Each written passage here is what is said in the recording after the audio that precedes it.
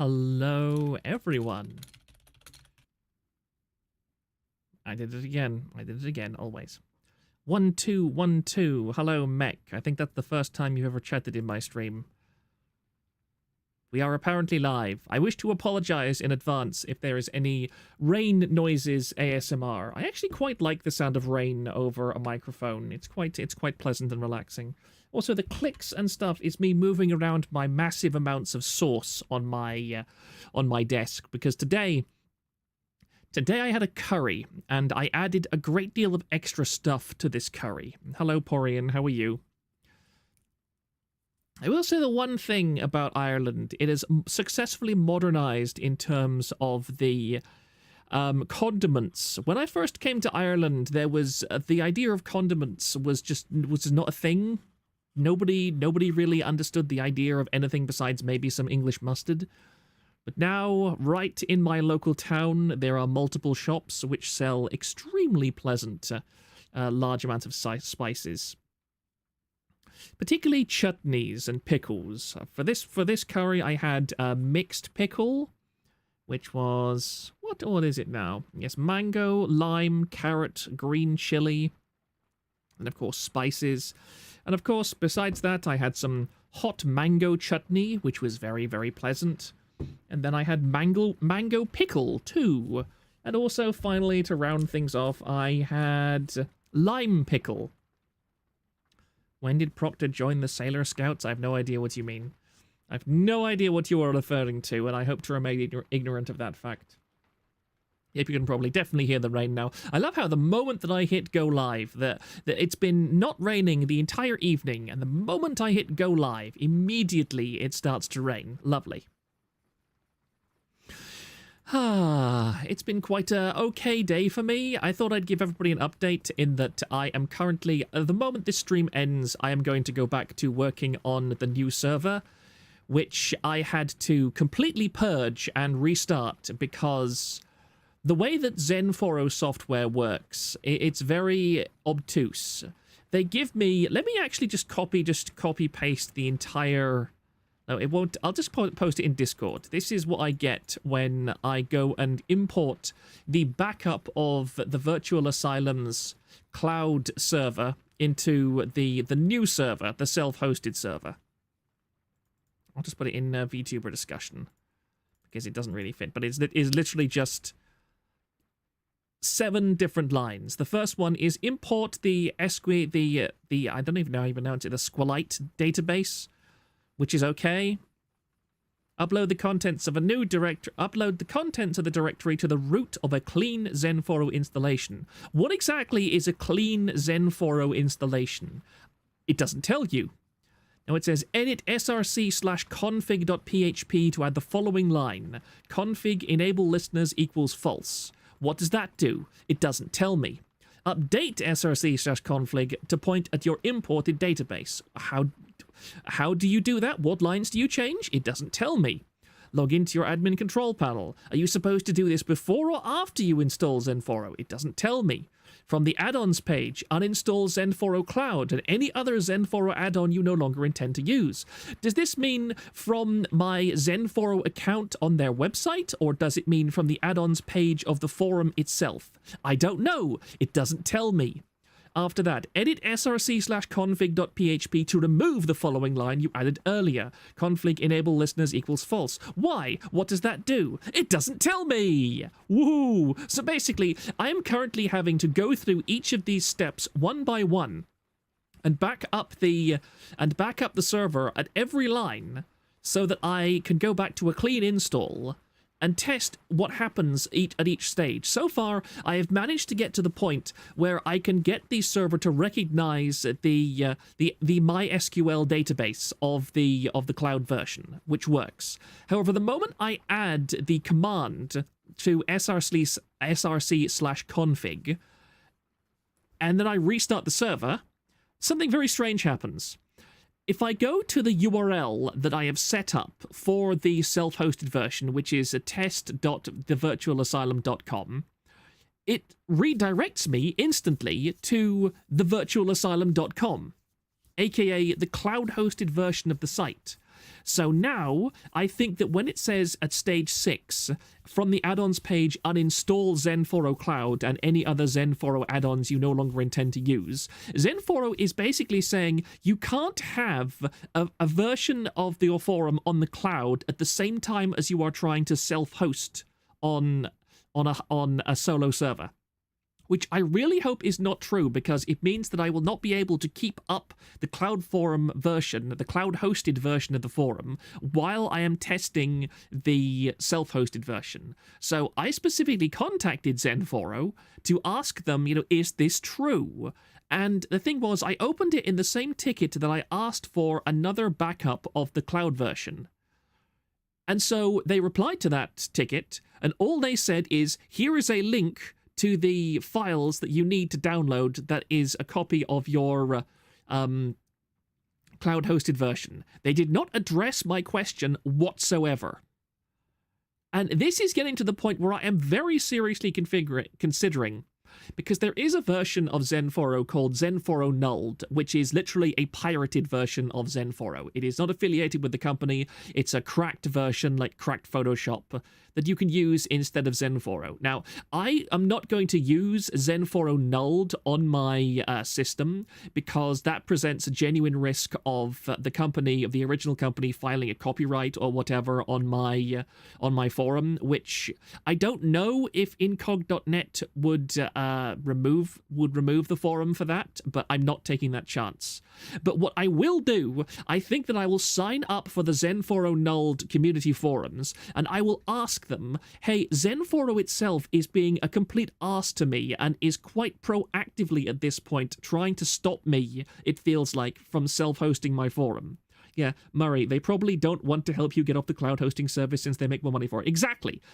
I really do feel as if at this point they are proactively obstructing my ability. And the thing is, I could pay them more money to have them set up the forum themselves for me. But that would require me to give them access to the self-hosted server. And I don't want to do that. I absolutely do not want to have, like, their Indian tech support or whatever fumbling around inside my self-hosted forum. I do not want to be paused, guys. I do not want to be paused.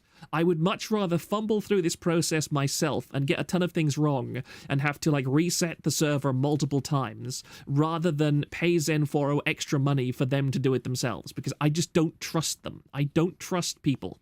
Okay, and I can't afford to trust people, because look at what happened to places like Chudbuds and so on, is that they got catfished, and they got their entire, like, infrastructure compromised and all of their data stolen because they trusted other people and they didn't have proper security systems.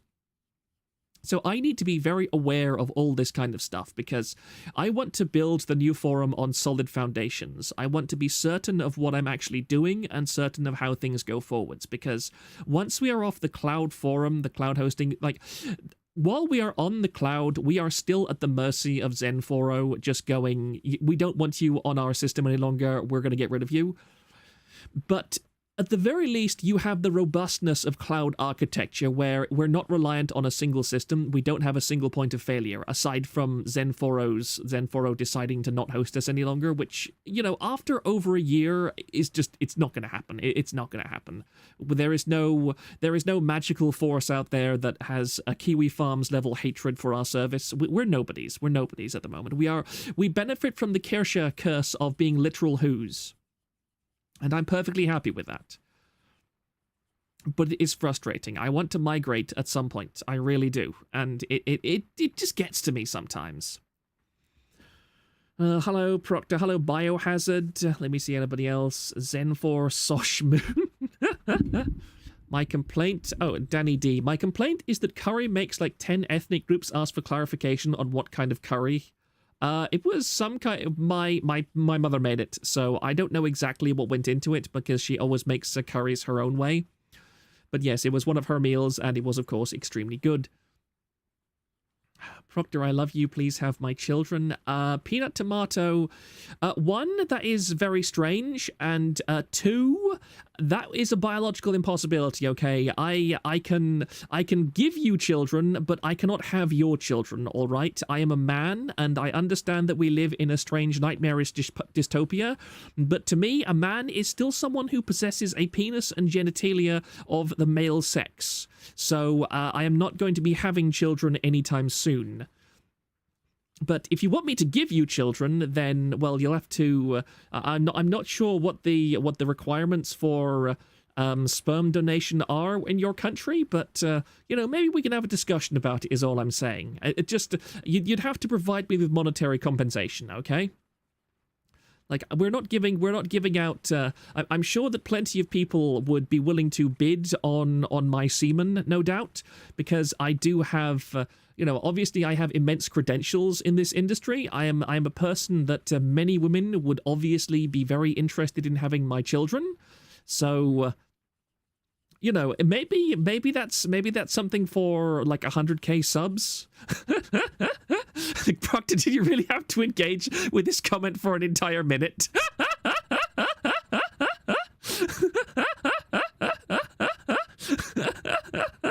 Look.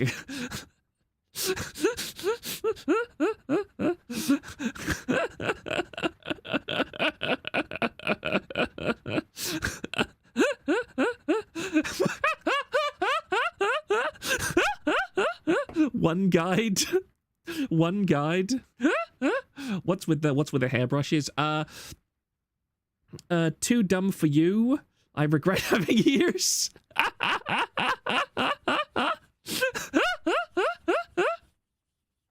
Proctor, you are saying that all those gender swap doujinshis I've read are false? Damn. Well, I mean, this is one of the weird things, is that let's assume for a second that, you know, gender swap magic actually existed. Now, this is a serious question. The thing is that a woman is born with all of the eggs that she will ever have in her life. So, if you were given, say, a potion that would magically change your sex to the opposite sex, would you already be in the menopause? Because you wouldn't have been born naturally, and so you wouldn't have developed eggs in your inside your womb or your uterus or however it works for womb havers. I'm sorry, my biology isn't very good, but wouldn't that mean that you would be automatically sterile if you like did the D&D thing of putting on that cursed belt which changes your sex? Now let's just enter stream. Now let's assume gender swap magic actually exists. Last time I've heard a man joking about 100K subs goal, he had to play BL dating sim 6 years after making that joke. Peanut Tomato, okay, I regret writing that. Sorry, everyone. You know what? Let's actually make this a stream poll. I'm fascinated what people would think of this.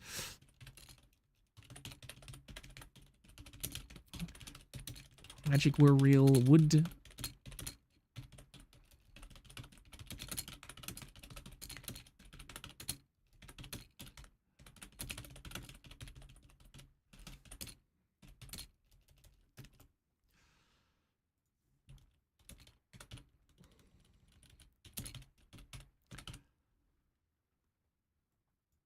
There we go. There we go. There's the poll up. I'm very curious what people's attitudes toward this are. Depends. Have they ever Frankensteined a supermarket cell into an egg? Yes, no. Oh, the ratios here are a bit closer than I thought they would be. If gender swap magic would exist, they could all go all the way and give you that and give you those eggs. I mean, yeah, I suppose so, but I mean, like, it's the thing that it kind of violates the idea of. Well, I suppose it's magic, so it does violate the idea of the rules of biology. If magic were real, then literally anything can happen. I mean, that's true, but see, the thing is, I'm a fairly, like, hard fantasy kind of guy. I like it when magic systems actually have some internal logic and sense with them. It's why that I really like things like Brandon Sanderson's novels, because he's very big on hard magic systems, and I prefer those. Can't wait for Proctor / Mr. Man's ASMR. And once again, we're back. I really do hate this. We're on top chat instead of live chat. Okay, live chat. Let's see if anybody else said anything that wasn't, no, it looks like nobody had their comments filtered for a change. 25 votes. Yep, that almost 50-50. I'm very, very impressed by that. If you think about it, we need to consider if the magic changes your intestines. If it doesn't change your intestines, then you're just a man's skin walking a woman. That's also, Peanut Tomato, a very good thing, because also if you think about it, if there was gender swap magic, then what would that do to like your gut biome and so on? Because would the gender swap magic like magically transition all of the bacteria and other like parasitic or symbiotic organisms within your intestines and your internal organs? Because men and women have different gut biomes and that kind of thing. So would those things change with you, or would you like afterwards have, say, a very serious allergic reaction or severe intestinal upset because the germs and the bacteria and the parasites inside of your gut walls and your intestinal linings are suddenly performing functions differently for you as a biological woman than you were as a biological man? If magic were real, the gender bender dungeons should also be.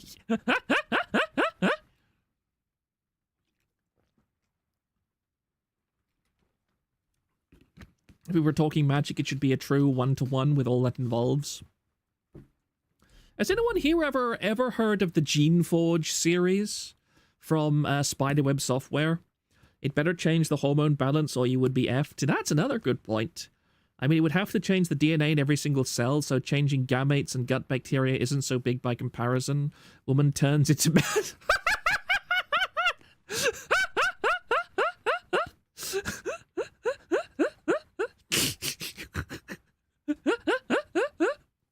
Oh dear. This is what I remember from my role-playing days. Just these kind of little arguments that we used to have every so often about silly stuff like that. You've obviously put a lot of thought into this. Look, I'm a world builder, okay, Porian. Like, I'm a creative writer and I am a world builder. So I like thinking about these kind of things. I like thinking about cause and actions and consequences and effect. It's not the hardness or softness of a magic system that matters, but how it's used in the story. They're different and serve different purposes. I would primarily agree. Again, that's why I really like Brandon Sanderson's writing, because he's somebody who has an autistic fixation on how magic systems actually work in different contexts. And I really like that. I'm looking forward to his like multiverse novels where different magic systems start interacting more frequently and more regularly, because the stuff there is really fascinating. Pardon me, sorry. Just use the Star Trek teleporter and set the gender in reverse, easy. You see, most of my science fiction, my early science fiction understanding was very much orientated towards Star Trek. I watched Star Trek, pretty much all the versions of Star Trek that had been released up to that point. But even as a fairly young adult, not an adult, like I was literally like a teenager. I think I first started watching Star Trek when I was 11 or 12. The funny thing was that the very first Star Trek movie that I ever watched, the very first piece of Star Trek media that I ever watched, was Star Trek First Contact, which is the movie where the Enterprise is taken over by the Borg. And it's the most violent Star Trek movie, I think, that has, scenes of assimilation and all that kind of stuff. And I watched that when I was 10 years old. And that gave me nightmares for quite a long time. But it did give me the idea that Star Trek was a cool franchise that I should be watching. Because like an action-heavy Star Trek movie was the best way to get into that franchise. But the thing I ended up disliking about Star Trek was just how many times in the canon these magical solutions to things were created and then never referenced again. Like Proctor likes the Seven of Nines. I can't believe you said that literally as I was just about to mention Seven of Nine, because, in Star Trek Voyager, Seven of Nine just breaks the plot so many times. I think one of the most famous cases is when a red shirt dies. And no, it's actually Neelix. It's Neelix who dies. And Neelix should have died so many times. I hate Neelix. I absolutely despise Neelix. Neelix is the worst character in all of Star Trek, and he is the Jar Jar Binks of Star Trek. Except he's worse, because instead of one movie of dealing with Jar Jar Binks, you instead have Neelix for 7 whole seasons of Star Trek Voyager. And it's not until like the last 3 episodes that they finally get rid of Neelix. But yeah, there's this one episode in Star Trek Voyager where Neelix is killed in a very unpleasant and brutal way. Like, he gets melted by a plasma stream or something, I forget exactly what. And 7 of 9 just comes out of nowhere and says, you know, my Borg nanoprobes that give me unnatural healing capabilities, these can resurrect Neelix. And it takes them like 10 minutes to bring back this character that everybody hated, by the way. Not a single viewer would have been upset if Neelix had just been vaporized by a random plasma stream and never come back on the show. But no, they bring Neelix back, and then they never talk about the fact that 7 of 9 has magical bring people back from the dead nanoprobes ever again. And like the very next episode, or the next few episodes, somebody else dies, like a red shirt dies in a very similar circumstance. And it's 7 of 9 who uncovers his body and turns him over and shows that he's dead. And not a single character says, oh, just bring him down to sick bay and extract a few more of 7 of 9's nanoprobes so we can resurrect this guy.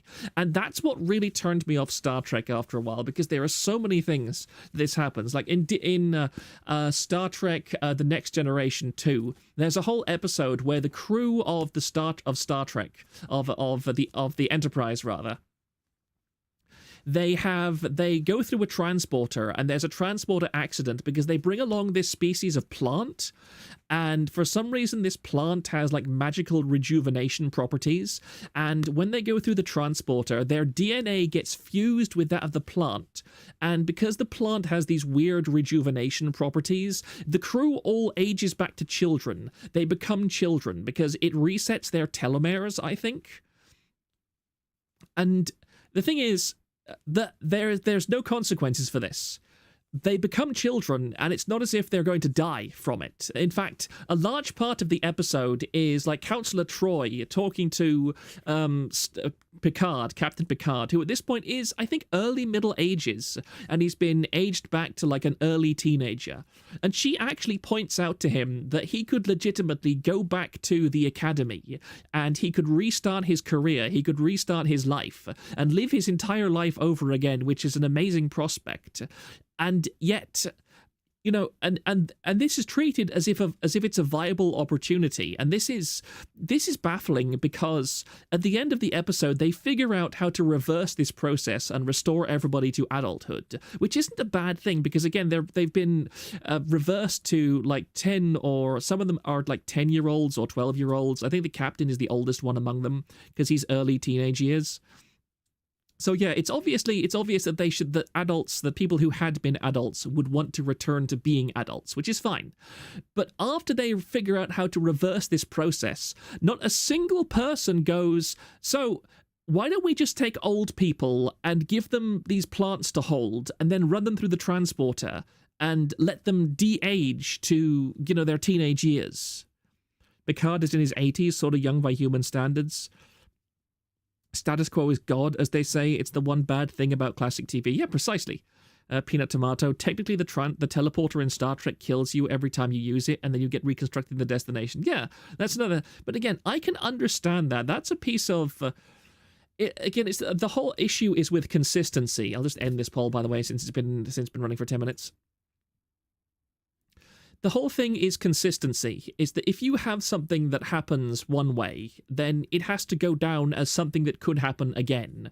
Whereas in Star Trek, it's just like this one magical contrivance happens for this particular episode, which logically should have enormous ramifications across the entire setting. But instead, it's just like, this is just here for the service of the plot for this particular episode, and then we are never going to reference it again. It's addressed that gene therapy is banned on the Federation. Hello there, Birdman. Sorry I'm late. I forgot about you. How could you possibly forget about me, beer, beard, beer, bear, Beard. One day I'm going to get that. One day I'm going to be able to pronounce your name correctly the first time. I'm very bad with tongue twisters. Oh. But I'm aware that I have already managed to tangent for nearly half an hour. How the hell have I tangented for nearly half an hour already? Proc that just had a stroke. Yes, I regularly have strokes, okay. You know, that edging my aneurysm gif that lives rent-free in my head, that's literally me most of the time when I'm streaming. But there's quite a few things that I originally, when I got up, I did not really think there would be very much to cover this stream, but I looked through the forum, and then I looked through Twitter and so on, and there's actually quite a lot of stuff to cover, so we have quite a few tabs to get through, so I will kind of dive straight into them. Some of them I'm only going to touch on lightly, but other things I find like pretty funny and entertaining. The first thing I'm going to do is a bit of attempted hijacking. Allow me to just go into studio mode for a second, make sure everything is working. Yes, it is. Is it working? Yes, it is. Good. Excellent. For a change, I'm not going to have to fiddle around with all my capture windows. Although before we do, Felior, by that logic of resurrection, even a D&D world would have already conquered death in a way. I mean, if there's a level 20 cleric, unless a person has died like eons ago, they can true resurrect anyone. I mean, that is true, but the thing about D&D resurrection is that, I mean, the thing with D&D is that there are legitimate afterlives, and most of those afterlives are actually quite good. If you're not an evil person who gets sucked literally down to hell or the abyss when you die, like, even the neutral, like, for lawful neutral and so on, even their afterlives aren't that bad. So there's a real question to be asked. If you were, like, chaotic good to lawful good, why would you want to leave the Elysian fields where you are literally receiving your eternal reward for being good to return to the world? That's a genuine question, so I can understand why in D&D resurrection isn't considered the first port of call, and also, like, true resurrection especially has costs associated with it. It's something like a many tens of thousands of gold coins. D&D resurrection implies a soul independent of your body. Sci-fi tech doesn't necessarily. I agree.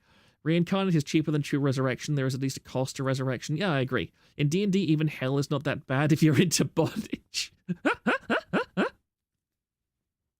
There's a reason why in my D&D games the resurrection spells are banned. Yeah, and also it's interesting because I'm not sure if anybody here watches Order of the Stick or reads Order of the Stick. I really love Order of the Stick, and Richard Burlew made a good point about resurrection, is that he doesn't like resurrection in D&D, and it's why he specifically has in Order of the Stick nobody casts true resurrection, is that true resurrection is not an actual spell in the Order of the Stick, because it just makes everything trivial.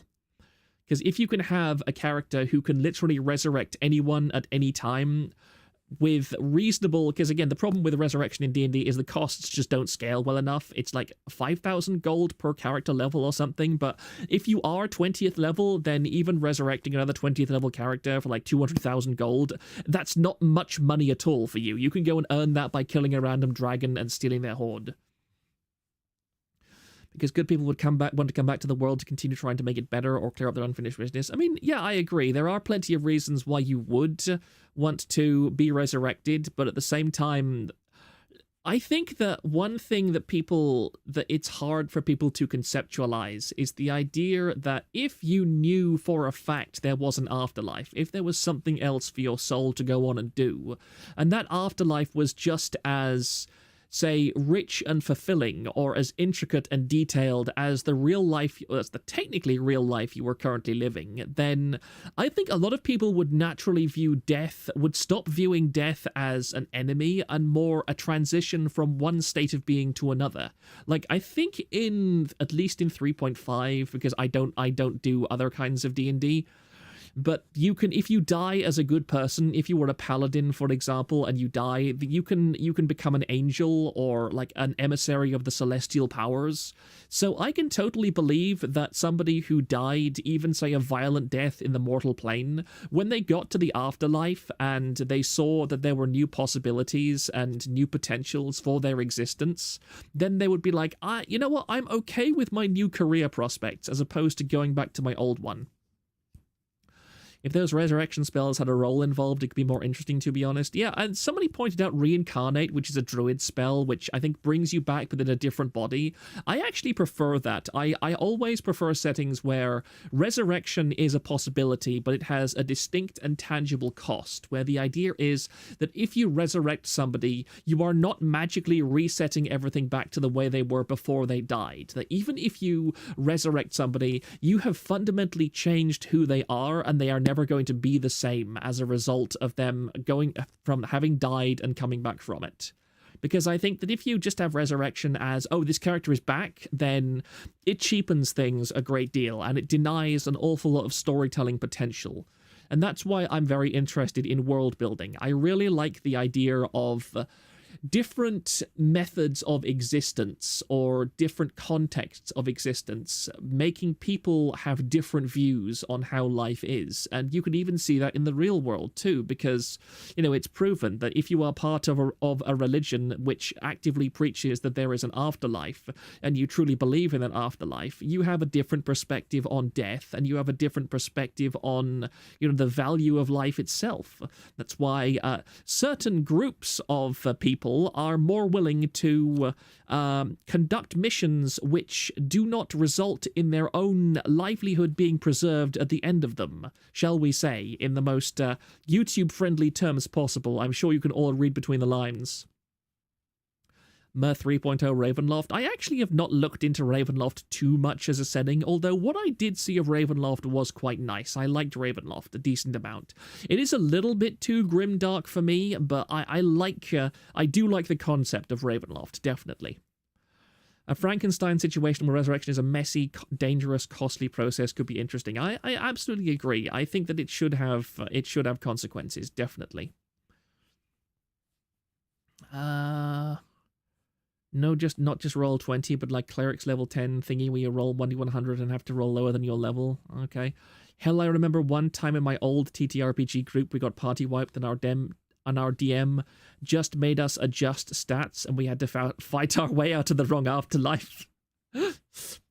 What I do in my settings, I just make resurrection not possible. Many ways of being immortal, but everything involves a sacrifice and change to the nature of your being. I agree, Peanut Tomato, that's another thing that I am very, very into, because I really hate it when people act as if this is one of the things that I really hated about playing D&D for a while, especially Neverwinter Nights, and the multiplayer RPG by BioWare, which I was into for thousands and thousands of hours. I played multiplayer Neverwinter Nights for over 5,000 hours while Xfire was a thing, and I think I'm over 1,000 hours just in the Neverwinter Nights toolset itself on Steam, and I put in at least as many hours in the Neverwinter Nights toolset offline as I did playing it multiplayer on Xfire.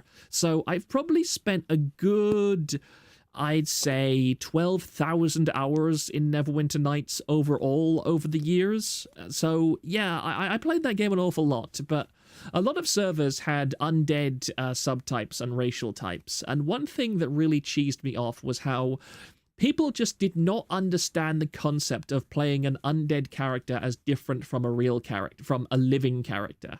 Particularly when it was like a vampire or a lich or something. It's where all the great supervillains of D&D go. They had Lord Sloth chained up down there for a while. It's hell, but not for you. And it just irritates me a great deal when people treat vampirism and things like that as, oh, it's a regular person except they have to drink blood instead of eat food. Whereas, no, that's not how it works. If you were somebody who was a predator of humanity, then your outlook on life is going to fundamentally change after a while. I hate the concept of immortality. This should be a curse, not a blessing. Felior, the way you formatted that sentence leaves me a bit confused. Do you mean that immortality should be a curse, or that immortality? I'm not sure. I'm not exactly sure what you were saying there, Felior. If you could explain, I'd appreciate it. Neverwinter was my gateway drug to WoW, and I was so disappointed by WoW. Just to be clear, I am not talking about the Neverwinter MMO. The Neverwinter MMO is completely different from Neverwinter Nights.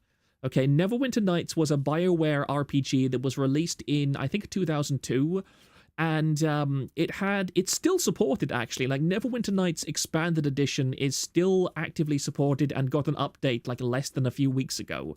It has an amazing community, and I really wish that I could build a server for it again one day, because I love Neverwinter Nights so much. It's one of the things I like about Exalted. Dead is dead. There is absolutely no way of bringing back the dead. You can cheat death by a huge number of ways, but once you're dead, you're dead. I kind of like that too.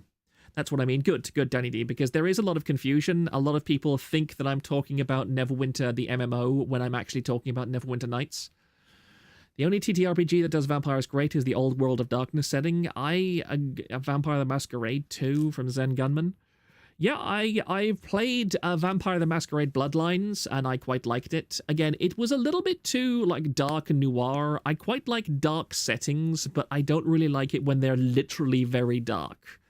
I like Warhammer 40,000 a lot, but even then, I don't like it when it goes too grim derp.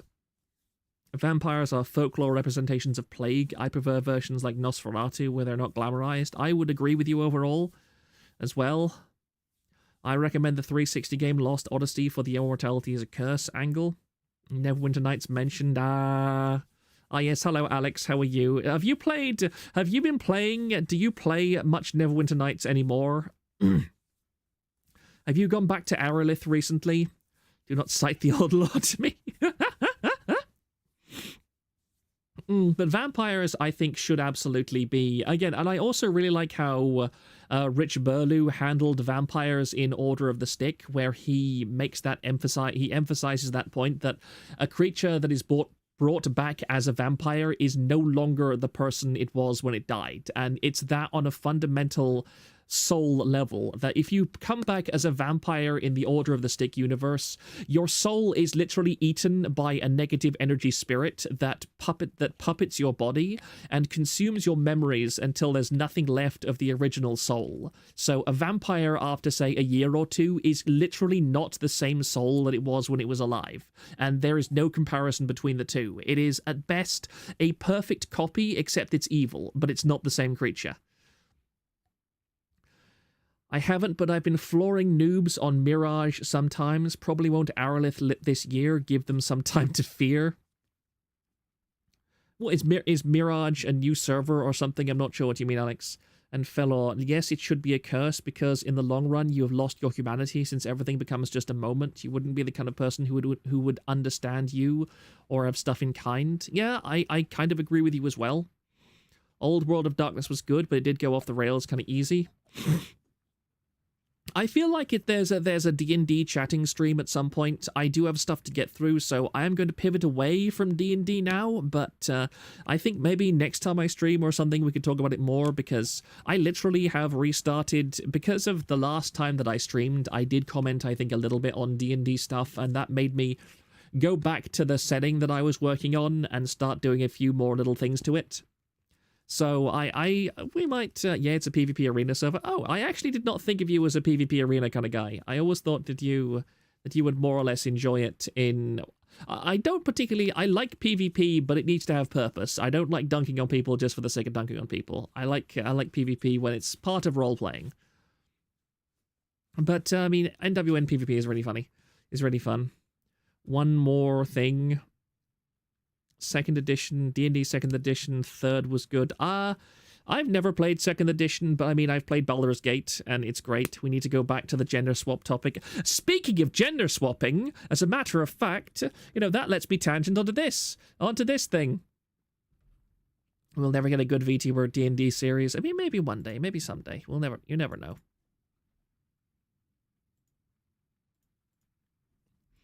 So this, Hachima wants to learn more English, and she's literally saying, teach me English, fuckboy. Send me English you want me to learn, please. And of course she has this really cute little dictionary open, bad word. I really like Hachima. I think she's one of the OGs, the OG people who was into English VTubing. Pippa socks. We'll get there, Mark Green experience. Stream 3 of asking. But the funny thing was, look down here.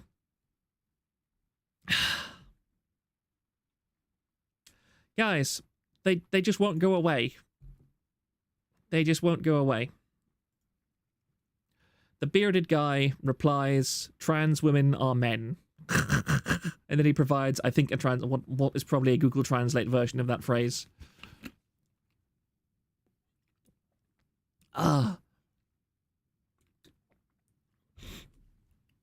These people just refuse to let anything be good in the world. I still don't understand how she survived in Australia with her level of English. Zoran the Bear is okay, but not the best IMO. It's not worth it, Hachima. English is destroying itself.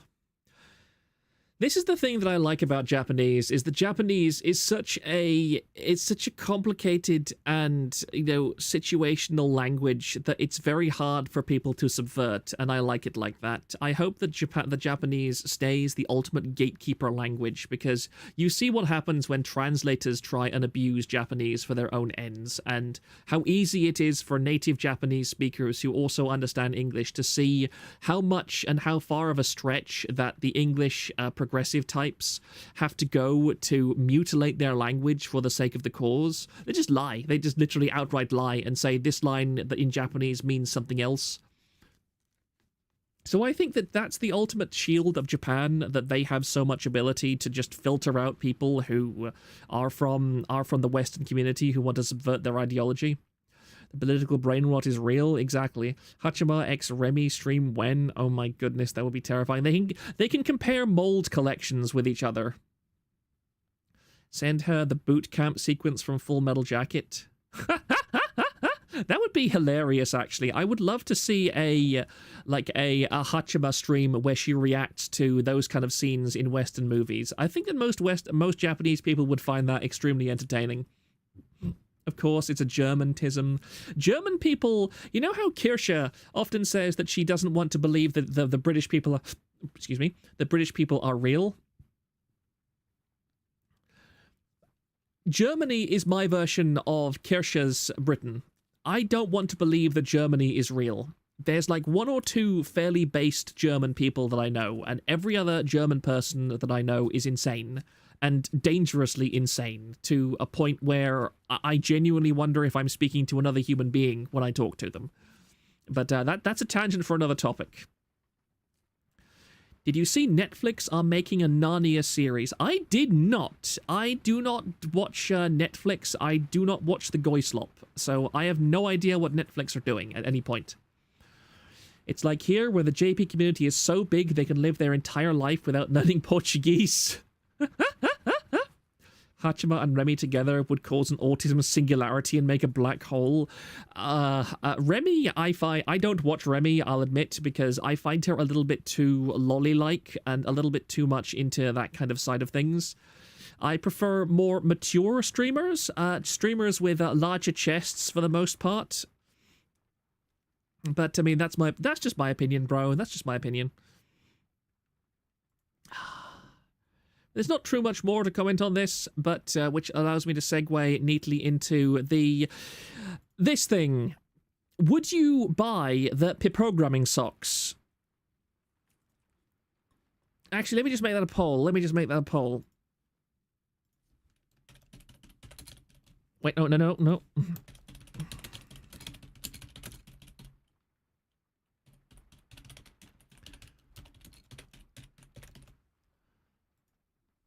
There we go. We have a poll.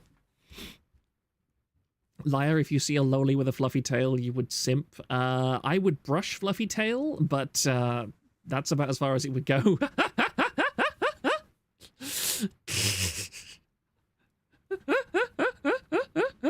No. Many no's in the chat. People are not ready for the programming socks. The value of a VTuber is proportional to the size of their chest. My thighs are too big for...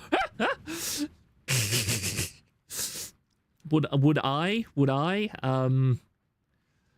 It's like in NorCal. Is that North Carolina? You can go to Chinatown and never hear a word of English or see an English sign, and their family has been in this country longer than mine has. Petite category... you would say that, wouldn't you, Mark Green Experience? I don't like Arch Linux. Sadly, I'm not a twink anymore as I can afford food. You know, I have to do this. You know, this is just for the meme, guys.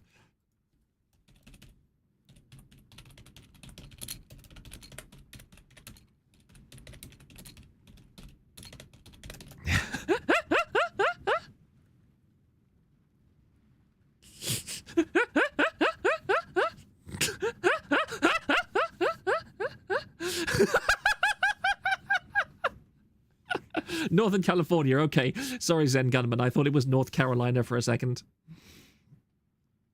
Pippa is grooming the viewers. She wants to make Thrang X ridicule a reality. I mean, I think that Thrang is busy making Thrang X ridicule a reality by himself at the moment. But with those AI music videos.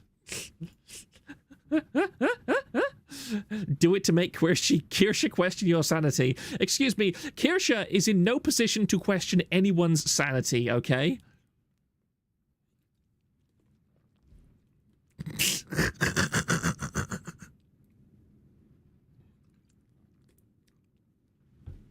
Shut up, Thrang. My throat is just not too brilliant.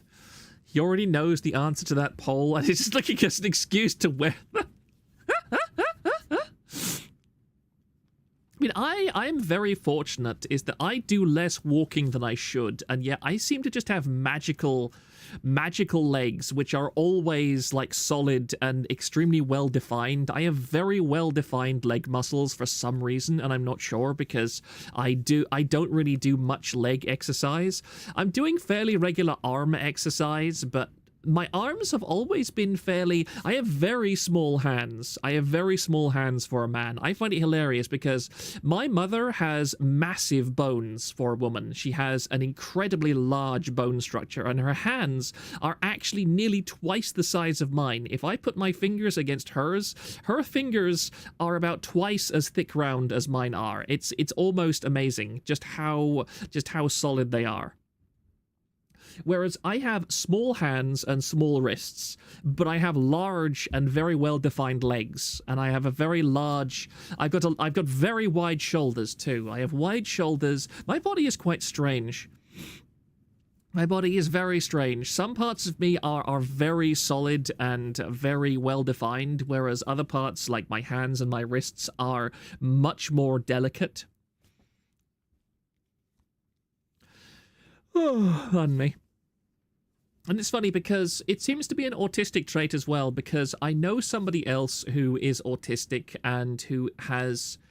He has, I think they're called like violinist's fingers or possibly pianist's fingers, because his fingers are even smaller than mine. He's in his 40s and his fingers are just...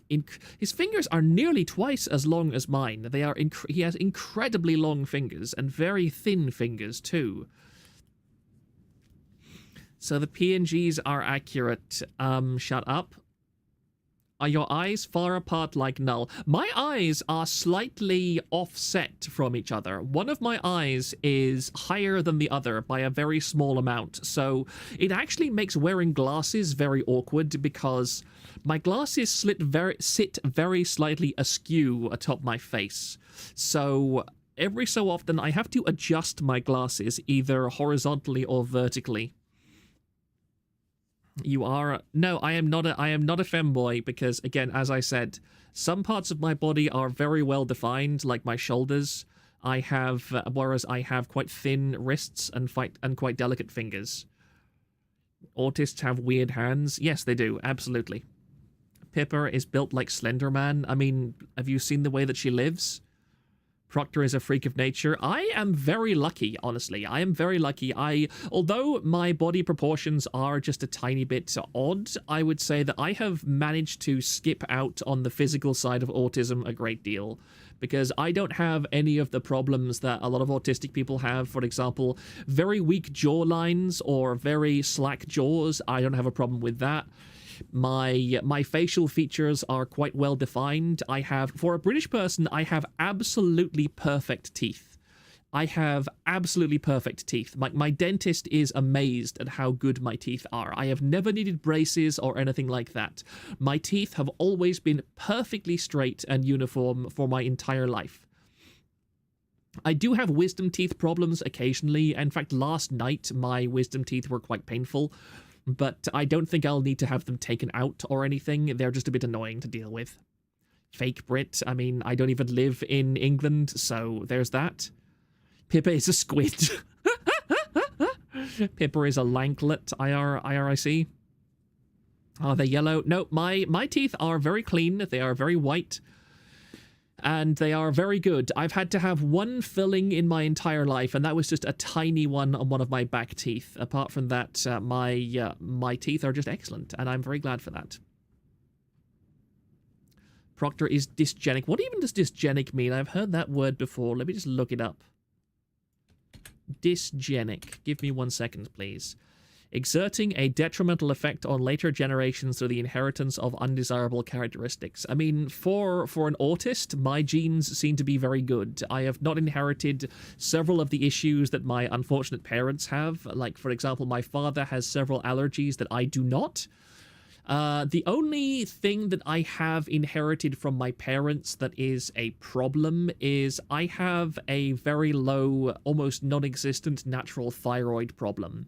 I have to take thyroxine on a daily basis, and I'm actually on a very high dose of thyroxine because, and my mother, that's inherited from my mother because my mother has no natural thyroid gland activity whatsoever.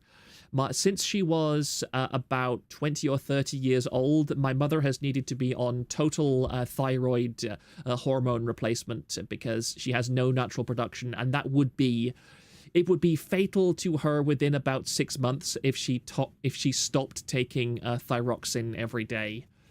But, I mean, for a disability or a medical condition, it's really not that difficult to handle. I just take like 3 tablets every day and I live a perfectly normal life. It's an unfortunate and annoying condition, but at the same time, like 3 tablets a day and I'm completely and perfectly normal in every other respect. My energy levels are normal. My activity levels are normal. So it's not really a handicap. It's not really a problem. How did we get here from talking about gay socks? Man, I'm wondering if you were created in the Elden Ring character creator after pressing the random button like 30 times. Is autism inheritable? Yes, autism is very inheritable. Autism is passed mostly through the male line, as far as I'm aware, because my father is the one with the autism genetics, and his father has autism as well. And I never knew my paternal grandfather, or no, actually it'd be great-grandfather. I never knew my great-grandfather. He was dead before I was born, but apparently he had autistic traits as well. So on the male side of my family, there is a very strong and unbroken line of autism. But on the bright side, like, both my parents are substantially above regular IQ, and, you know, I routinely test about 130 on IQ tests, and my parents have never taken IQ tests as far as I know, but both of them are highly intelligent and highly capable individuals. So my children have a double genetic line of high intelligence from both sides of my parentage. So if I was to marry a high intelligence woman, then the chances of my children being of at the very least average intelligence are pretty much permanent, are perfect. Just don't breed. I fully intend to breed at some point in my life. Like, before I hit 30, I was like, I have no interest in having children. But, you know that joke where men on HRT just have that moment at 30 where they decide they are no longer dysphoric? Well, basically, I had no interest in having children until I hit the age of 30, and trust me, there is not a week that has gone by since then that I have not seriously considered the idea of marrying somebody and having children. It's amazing how when I hit that point, when I hit that 30 switch in my life, I was just like, I'm starting to think on a regular basis about having a family. And I'm very irritated, like, serious mode for a second. I am deeply I am deeply frustrated by the fact that life circumstances mean that my prospects for actively seeking somebody to start a family with are artificially capped, because until I am able to sort out our housing situation, which happens very shortly. This month, I will be meeting with our landlords and basically telling them, you can't throw us out because your paperwork is not in order. Until I can settle our housing situation, my prospects for dating and marriage and so on are pretty much non-existent, because I don't have time for it and I don't have the living conditions. I would not in good conscience be able to approach a woman for the purposes of starting a family when I myself was not able to provide some level of stability for her, and because I would be very much a traditional man in a relationship, is that I do not want my wife to be working. I want my wife to stay at home and be able to devote a large amount of time to teaching our children morals and teaching our children proper life skills. I would not let my children go to mainstream education unless I was beyond certain that said mainstream education was properly equipping them for a life in this world. And most of them are not. Let me just look back at chat. Don't worry, Proctor Kirsha. Someday we'll accept to have your children. Look, don't give me hope. Don't give me hope. Proctor's hormones have been driving this stream. You wish to leave a mark on this world? Same, man. Yeah, I agree. I want to breed sometime in my life. That's this needs to be added to the quotes of the forum. Maybe someday. Autism has connection to testosterone in general. Running theory I've heard is overexposure to testosterone during development in the womb causes it. It's also why autistic women tend to be slightly masculine to almost mannish in experience depending on severity. Now that's a very interesting thing, because I am convinced that my mother does not have autism. My mother is a very eccentric and artistic person, but because I consider autism to be hypermasculinity disorder in most ways, but my mother has an extremely more traditionally feminine outlook on life. There is very little that is masculine about my mother, and yet, as I've mentioned earlier, she has a very pronounced bone structure, and she is also extremely physically strong. It is quite amazing to me that my mother at age 74 is more than capable of wrestling with, I would say, the average man who is considerably younger than her. She has retained her strength to an incredible degree because she has always been very physically active. So she actually tested her strength against mine just about a week or so ago, and when a 74, I weigh about, I forget how much I weigh, but, you know, I'm fairly, again, as I say, because I have I have very wide shoulders, and I'm fortunately not overweight, but I have not weighed in a very long time, but she was able at 74 to grip my palms and pull me straight out of a sitting position. So she was able to take my entire weight on her arms and lift me out of a chair at age 74. And casual reminder, my mother has cancer. My mother has blood cancer and is on 3 chemotherapy tablets every single day. And she is easily able to lift a grown man out of a chair, which is genuinely amazing. So I would not be surprised if she had much higher testosterone levels than on average for a woman her age. Isn't that just ancient Breton genetic strength? Maybe. If UK and I is like the US, then the economy is almost purposely designed to make it almost impossible to have a single family home. Not saying it can't be done, but it would be a struggle. I agree. It is. I mean, Alex will talk to you for hours about that particular subject. That could be a stream entirely of its own about how modern lifestyle is set up so you are forced to give your children over into the state care. You're not helping the Irish white question. Proctor is the missing link confirmed. Sorry. Anyway, I will end the poll now. 56 votes. Yes, 53%. So yeah, if the programming socks are still in production in what the 10 years or so it will take me to get to 100,000 subs at my current growth rate, then sure, I'll do a programming sock stream. Man, I'm noticing the black sheep even between the autists. I'm one, but I have a pretty normal body and I'm asexual to the point of being disgusted with the thought of real sex, WTF. I mean... Sorry, I have to take a drink of water. I'm one of those weird people that has never been particularly interested in the idea of... It's funny. I've always had a reasonable sex drive, but at the same time, I cannot understand the mindset of people where they feel as if they have to take regular things and turn them into sexual things. I can't understand that fetishistic mindset. Where if you have, like the modern day, if you're into something, then you have to make that a core part of your personality. I don't understand that.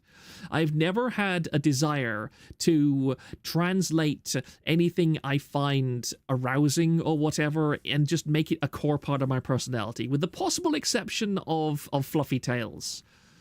I will admit to that, but I mean, consider the average thing that people find arousing or fetishistic these days, and yeah, it's just a part of society I've never understood.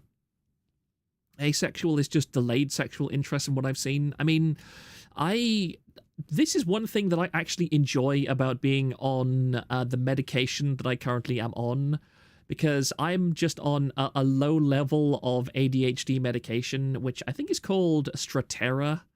It's called Strattera, and I forget the more clinical definition of it. But it's like a mild antidepressant as well, and one of the side effects is a noted decrease in libido. And what I found is that it just lets me just kind of think and not experience arousal, pretty much. And I'm just like, this is actually really useful to me. I don't have to care about this part of me any longer unless I want to. And, you know, because I don't have much use for it, I just don't think about it very much. And I think that's how people should be. To me, it's pointless to really think or indulge or engage in something that has no functional purpose in your life at that moment.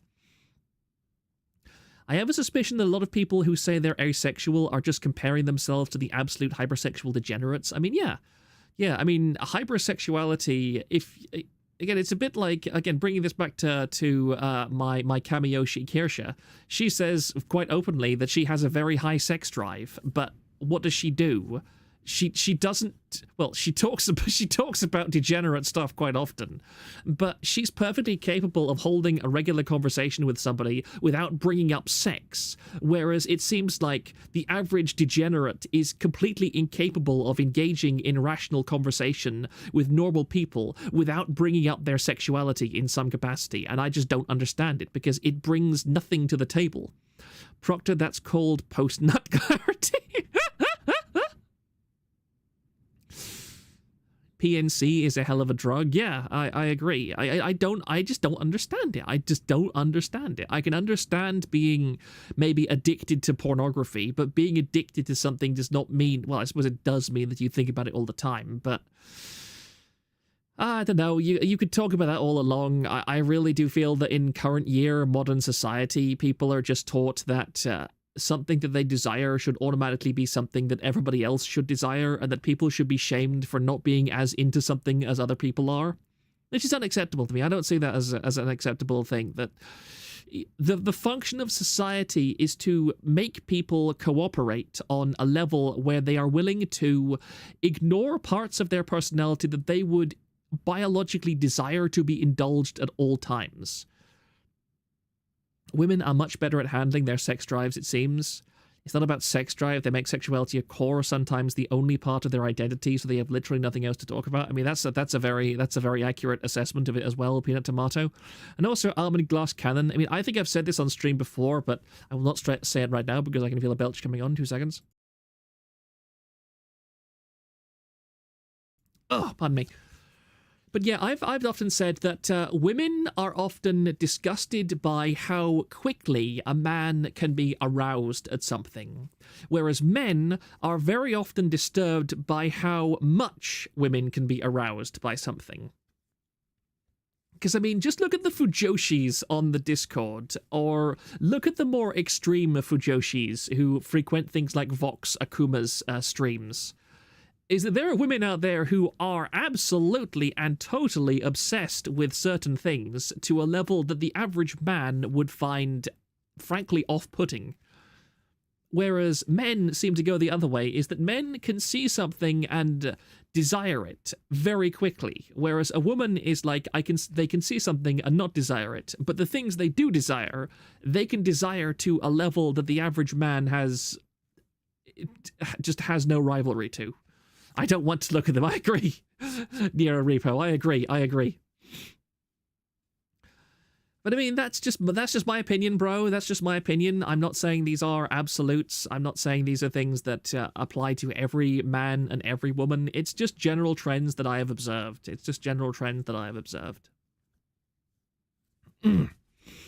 Ow! Ow! I just squeezed a bottle and I just hurt. And I just hurt my finger. That was really stupid. Probably because it's a bit cold at the moment and my joints aren't at their best. I don't think that's always them being malicious as much as being confused. I'm not entirely certain what you mean by that, Biohazard Xer. Again, I'm conscious we are on tab 2 of many, so I will try and push forward. As we have now confirmed that not many people would buy the Pippa socks, but apparently people want to see me in the Pippa socks, so yeah, they're still in print when I'm doing 100,000 K subscriber awards. Maybe they'll be in consideration. You never know. Also, just to know, I actually do really like Pippa's outfit in this. I actually think that Pippa's design looks better in black than it does in pink. That's a very, very nice design right there.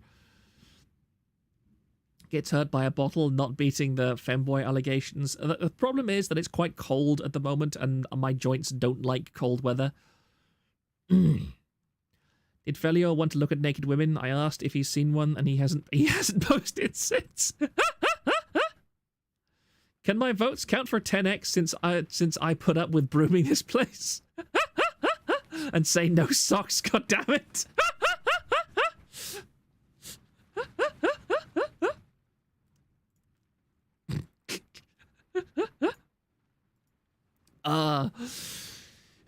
But I mean, continuing along this line of stuff that's actually relevant to VTubers, I find this quite hilarious, is that Doki Bird has now accomplished her Doki charity stream 2024. In 3 hours, she raised more money than Vox Akuma did with his much larger audience over, I think, a 60-hour live stream. And then she went on to raise $250,000 for charity, Brain and Behavior Research Foundation. So, and Doki Bird at the moment, I think, is just doing laps, is just doing victory laps around Niji Sanji. And I'm very annoyed because I had a tab open. Oh, yes, there it is. It's right there. So I will look at that in a moment. That she's been getting her own merchandise, and her merchandise is, I think, already open for pre-orders, and she has already got unique merchandise, and she is actually now saying that she's going to reveal how she got her merchandise so other independent streamers can get their own. This is the same woman whose Niji Sanji wasted $200,000 of in projects that failed to take off. Doki Hyde can't keep getting away with it. You didn't use the Pepper Socks tangent to springboard into the Kiwi Farms gay furry ERP topic. Look, we're gonna get to that. We're gonna get to that. We have 3 hours. Okay, we can cover this soon. Proctor, can you lift a milk jug, one of the big ones, like a gallon jug? I mean, I can lift decently well at this point. I train my exercise sessions. I do like reps with, I think, a 5 kilogram weights at this point, which is something like 15, 20 pounds, I'm not sure. but I can do quite a few reps with those now, and I'm increasing. My arms are actually I really like looking at my arms and seeing like the veins popping on my arms. That's a really great feeling, to just stretch out my arm and like flex the muscles of my arm and see the different muscles all starting to rise out of the definition, and see like my tendons flex and so on. That is, I can really understand like why full-time gym bros spend times posing in the mirror, because there's just something genuinely very empowering to just squeeze my muscles and see everything just kind of start rising out. I can understand why men enjoy doing that now. She's clearly a workaholic, and now that she doesn't have Japanese corpo autism to hold her back, it's astounding what she accomplished in the last 3-4 weeks. Yeah, I totally agree. Has Doki surpassed Enna yet? Yes, I think she did recently. Doki single-handedly funding the Niji EN events. Mario Kart is delayed because the money from Doki is no longer there. The effects this will have on Niji Sanji is negligible. Oh, you'll love to see it happen. You'll love to see it happen. But I think this really underlines the reality that if you leave Niji Sanji, your career prospects only become better. No man has the right to be an amateur in the matter of physical training. It is a shame for a man to grow old without seeing the beauty and strength of which his body is capable. I would 100% agree with that quote from Socrates. Genuinely, if anyone here is like a NEET or is low energy and has poor muscle tone and so on, the benefits that doing even 1 day of exercise a week are just immeasurable. It is quite amazing how much it changes your perspective and it changes your life. And the thing is that when you start, the first 2 or 3 weeks will be agony.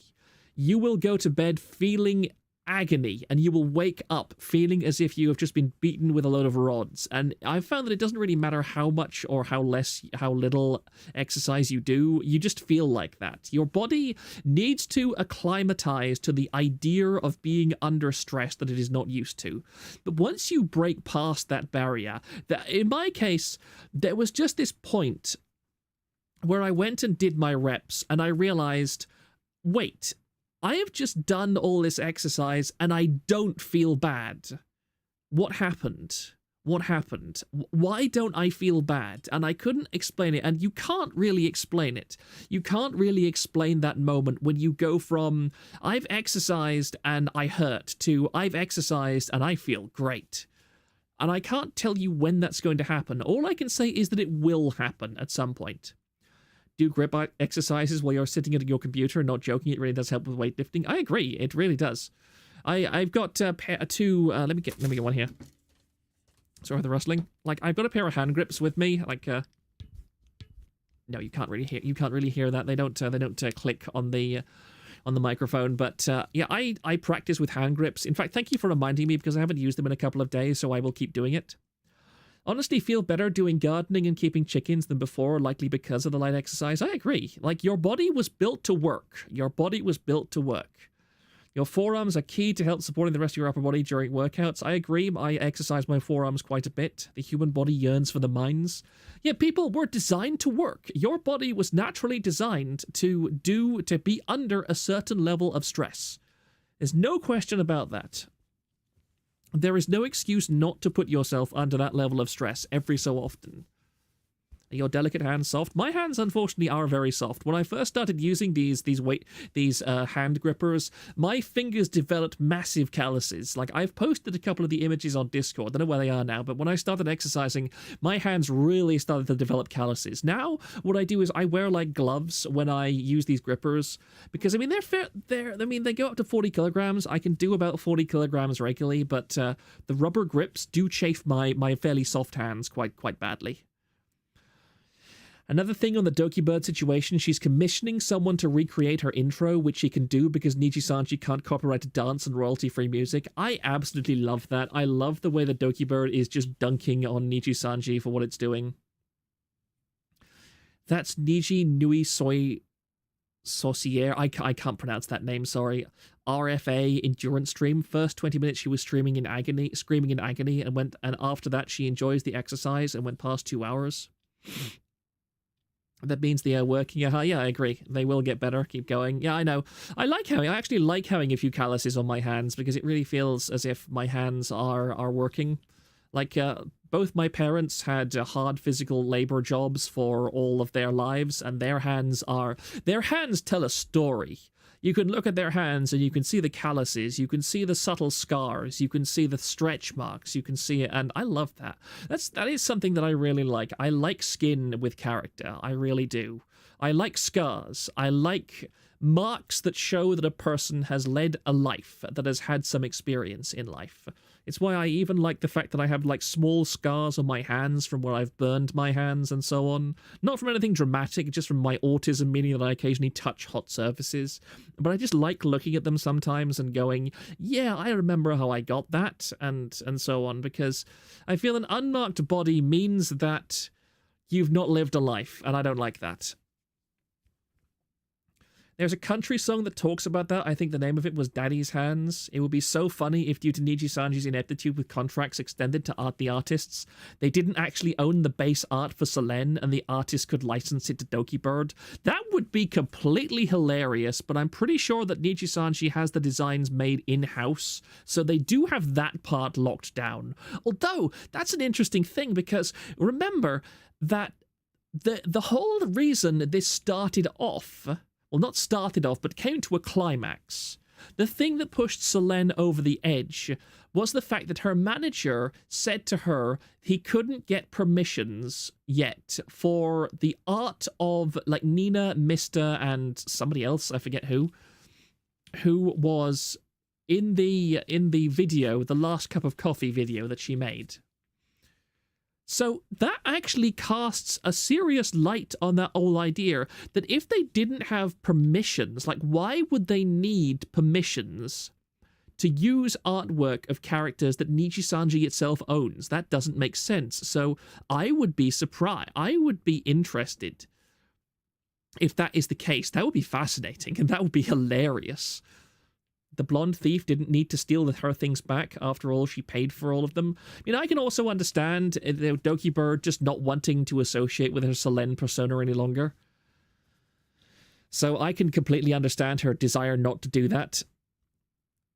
I mean, looking at that avatar after all that time, I can understand if she just instinctively feels a dislike for it. Niji needed to talk to Niji so Niji could use Niji property. It's just so sass-ackwards. It's just so sass-ackwards, guys. And I really hope that Niji Sanji folds at this point. Niji Sanji has done nothing to restore people's trust or faith in anything. Just 2 seconds, I need to blow my nose.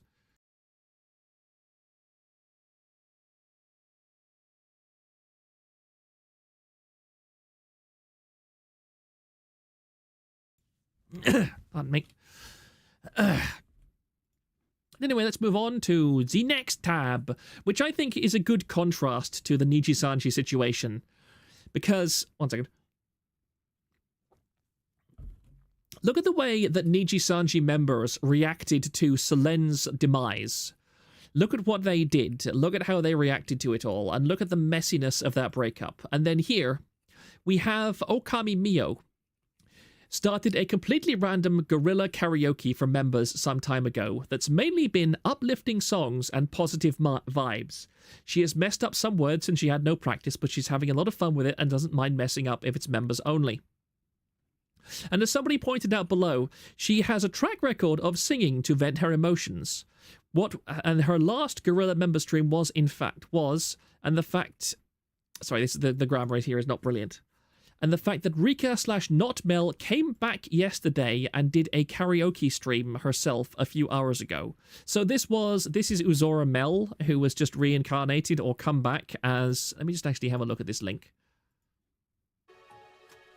Yeah, this is Rika, the Rika channel. Let me just have a look at it. Does she have a second name?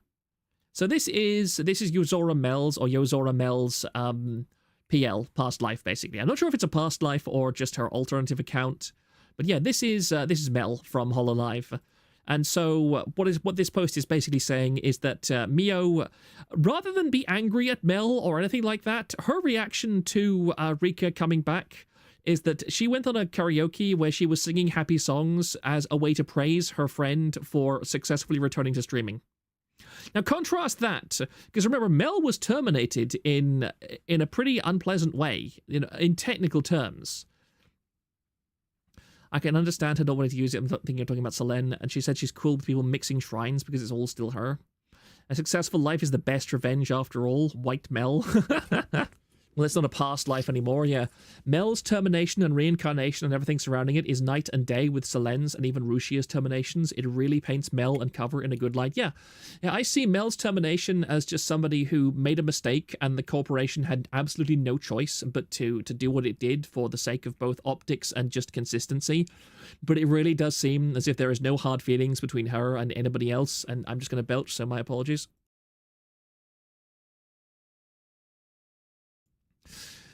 Whereas, contrast that to Selene and Livers in literally speaking out against Selene on their streams and so on. Has Illyra actually come back yet? I haven't been paying much attention to Niji Sanji.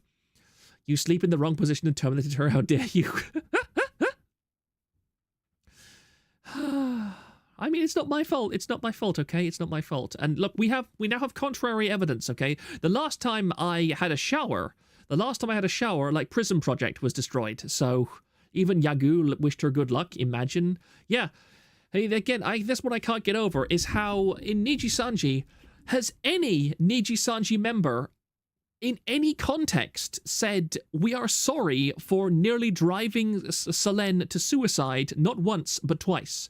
Has anybody so much as said, we understand there was bad feelings on both sides? Riku didn't in his public announcement. Niji Sanji didn't in its public announcement. They didn't in the Illyra Padora video. I don't know a single Niji lifer that has said, oh, I'm sorry that Selene was so upset and hurt. I don't know a single one. And it's just insane. It's insane to me. She has not, except she tweeted getting excited about the new Pokemon game, but she got chat on and since then has stopped being active.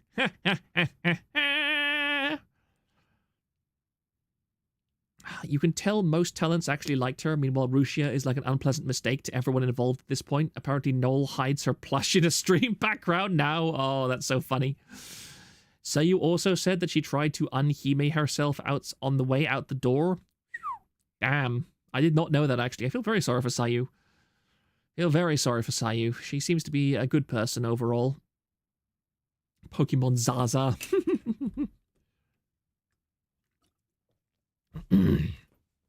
Oh dear, I really hate how my voice is already starting to go. I really wish that I could develop streamer voice, guys. I really wish I could develop streamer voice properly.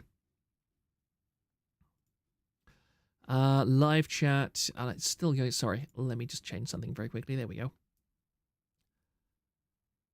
Proctor, what is your take about the rat that something is brewing with Homostar now that Lando is going to JP? All Holostars are in JP and Randon is MIA. I was not aware of that. I didn't even know that happened because I don't keep much track of Holostar stuff. You see, in the last year or so, I've had very little interest in stuff that HoloLive and so on has been doing because I feel that that is the territory of people that are much more interested in larger stuff. And I've been much more involved in the independent VTuber sphere, and the stuff that I've seen happening there has felt much more real to me. Like, for example, you can see how Kuririnji put out a stream about Sylvie Spark, the insane gay Slovenian. And people like that are the kind of people that I prefer to focus my attention on nowadays, because stuff that happens if something massive or major happens to a streamer in HoloLive, you're guaranteed that they're going to have enough money and so on to deal with that problem. Whereas people out there in the indie sphere who stream to like 100 CCV or even lower, and nasty stuff like that, nasty stuff that happens to them, they have far less opportunities to defend themselves and deal with it. And so I much prefer looking at problems and issues in that sphere, because I feel as if that the virtual asylum has the potential to be a good resource to people like that. I mean, we know that we are a good aggregate source for people talking about various topics. I want to do a big post at some point about merchandise, because now we have people on the Discord who are able to talk about getting merchandise and so on. Indy's answer only to God and the TOS. Yeah, Armis and Batal are all going on breaks, and people have been wondering. I mean, it wouldn't surprise me if, like, the Western guys in HoloLive are just not compatible with the company culture. We had things like Magni and Vesper, like, going on wobblies and not wanting to stream any longer. Hey, I'll be blunt. I do genuinely want to know what the management side of HoloLive is like. I want to know about people's internal experiences in HoloLive, because it's obvious that HoloLive has a pretty solid and strategic outlet and attitude towards its company. HoloLive seems to run its company with a very focused mindset. It's like, we want streamers to do certain things and act certain ways, which I think is actually a good thing because it gives people direction. And like the rats currently are, as far as I'm aware, or have been for some time, that Holostars EN just doesn't like the fact that they are being pushed towards a more idle mindset with like regular trips to Japan, like karaoke, like singing idle style activities, concerts, and so on. I mean, I'll be honest. If I had the chance to get into Holostars EN and I was told you have to say focus your life for a minimum of a year on one aspect of streaming, you have to do things like karaoke, you have to do things like concerts and so on, I'd be like, yeah, fine, okay. I'm okay with that direction. I'm all right with that. Like, I'm a decent singer. I like singing. I have some level of experience in that. I would love to travel to Japan. If a company wants to bring me to Japan on their budget, 100%, I'm going. I'm getting on that plane tomorrow. Please do it. The rare thing is that every single Holostar, even the graduate ones, are in JP for some reason. Okay, that is quite interesting. It seems like they might go to support the boys. Maybe they were invited. Don't see them going back. Maybe having a voice cameo or something. It is interesting, but again, I'm not enormously interested in it. I'll cover it if it's a major thing. Haha, time for dance lessons. I mean, dancing is a great form of exercise, so, you know. If it's not like a tap dance or something else that is unmasculine, then I'm fine with it. I don't mind. I've heard two things about why Vesper and Magni quit: creative differences, and that a now former manager overpromised things that Cover couldn't deliver on. I mean, that would be a bit of an unfortunate thing to be in, but again, I would view HoloLive as the best possible thing to be in. So if I was a streamer and I applied for HoloLive and I got in, I would not be treating it like a certain artist who quit did, put it that way. I would definitely be on the HoloLive or die train unless it was absolutely and completely incompatible with my lifestyle. Holostars is at its best when they are dudes being bros. Idle stuff kind of clash. I more or less agree, but again, if it's something you enjoy, again, I would enjoy the more idle stuff. I would love the idea of doing a concert or something like that. TVA karaoke night when? I mean, when I find songs that I like singing, basically. I mean, that's the thing, is that I'm a singer in my church, and pretty much all the songs that I sing are very religious songs, so I'm not sure that people would particularly enjoy me just coming on here and singing about God and Jesus and hallelujah and stuff like that. Granted, it may be about HoloFest, because I'm looking at the website and it seems like even the boys are taking part in it. That could be quite interesting. And also there's this, like, the small issue that all of the songs that I am able to sing fluently are pretty unique to the church group that I am part of. So actually singing those songs would in a way dox me, because you would be able to immediately tell the exact location of where those songs originate from.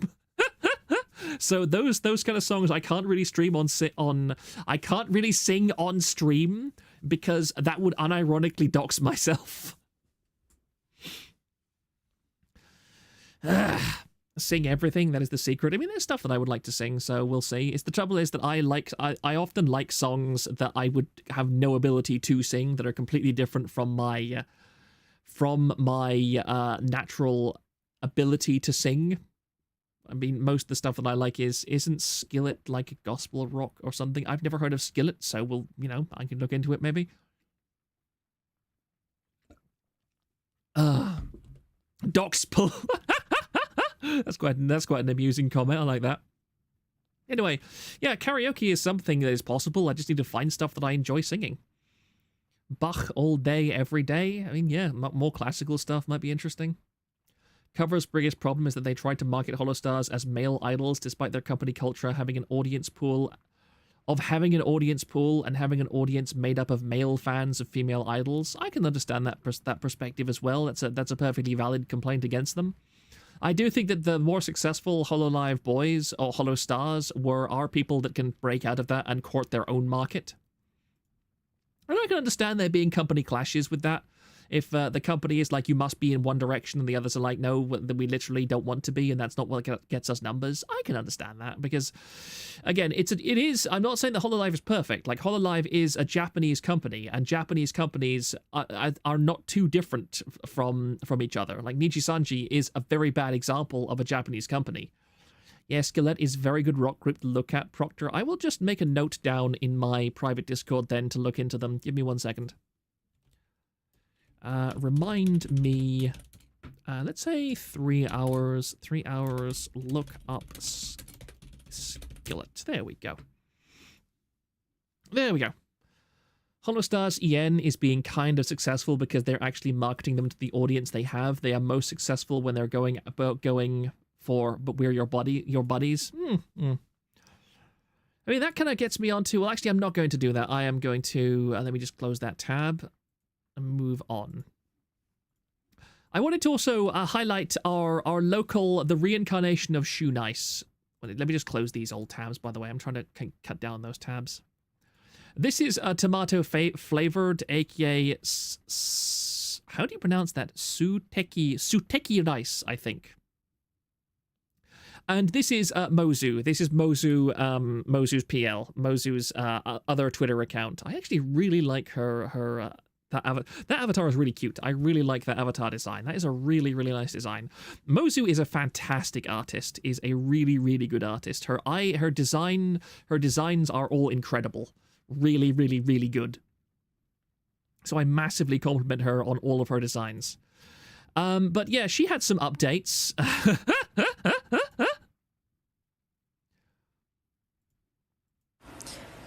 Hello. Today, I weighed myself. I gained 4 kilos. And then I walked to the store and I bought and ate 3 donuts. So, yeah. Yeah.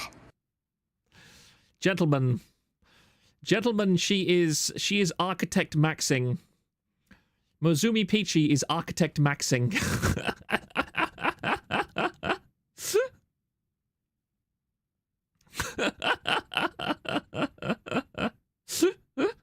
She is one VTuber that I can be very certain is not going to suffer from anorexia anytime soon.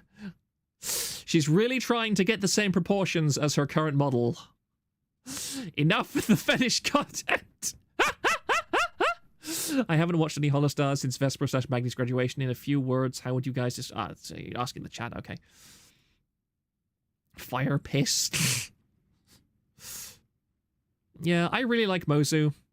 I greatly enjoy her content. I just wish that she wasn't so weird. So extraordinarily weird. I'm pretty sure she reads TVA as well, because we've had multiple hints over the months or over the year that the kawaii girls in some way look at the forums at least occasionally. But yeah, I really hope that she accomplishes something in life, because she's a very, very talented artist. I'll tell you something, if I could get Mozu to design me an avatar, I would really like that. In fact, that is genuinely something I'd like to do. I'm still molding. You didn't hold off on the Pippa Socks thing to naturally lead into the GIF furry thing. The leading would have been so perfect, you didn't even think of it. No, I didn't. Sorry. I'm so sorry, Thrang. I'm so sorry. Every day I pray to God that the 100k piss thing from Yellow is just a joke. It's 10k, isn't it? I like them plump. I mean, a fat woman can lose weight. A very skinny woman is probably doing damage to herself. That's all I'm going to say. If you want music, Haka is great. The other boys are pretty decent when grouped together. All the girls love Batal for some reason, but I think he's a bit too unhinged. Oh yeah, and we also have like a Haka in who is also... Yes, literally not Haka. What was I going to say? Oh, yeah. I would really like Mozu to design me an avatar, because I think that Mozu's color choice really does align with my own. Is that I like oranges, I like reds, I like all of the kind of color. I think that Mozumi Peachy's avatar is genuinely one of the most beautiful avatars in the entire VTubing industry. Her color choices are just amazing. Her ability to understand color theory and to properly apply that to her designs with bright primary and aggressive colors just absolutely gels with my own color perspective. I love her designs. And so if she could design an avatar for me, I would be delighted. That would be a genuine accomplishment in my life that I would tout to the heavens and back. What about Shinri? I don't know, I'm afraid. Oh, you're talking about them. You're talking about them too. Expect...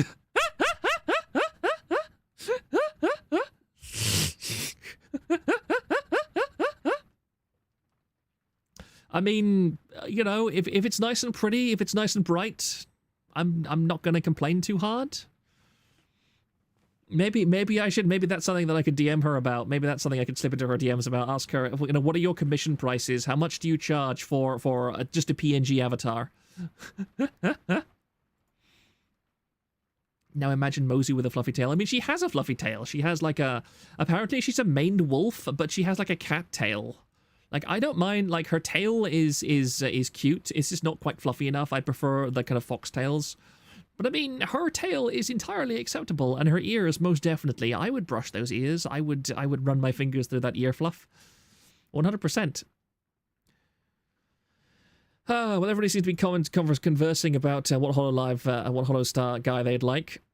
Can you guys hear the rain at the moment? In fact, the rain is doing something to me, so I am going to take a break for like just 30 seconds or so before I continue on with anything, because listening to the running water outside has triggered things within me that I need to take care of before continuing the stream. So we'll just be a second, guys. I'll literally be like a minute or so at most. 1 second.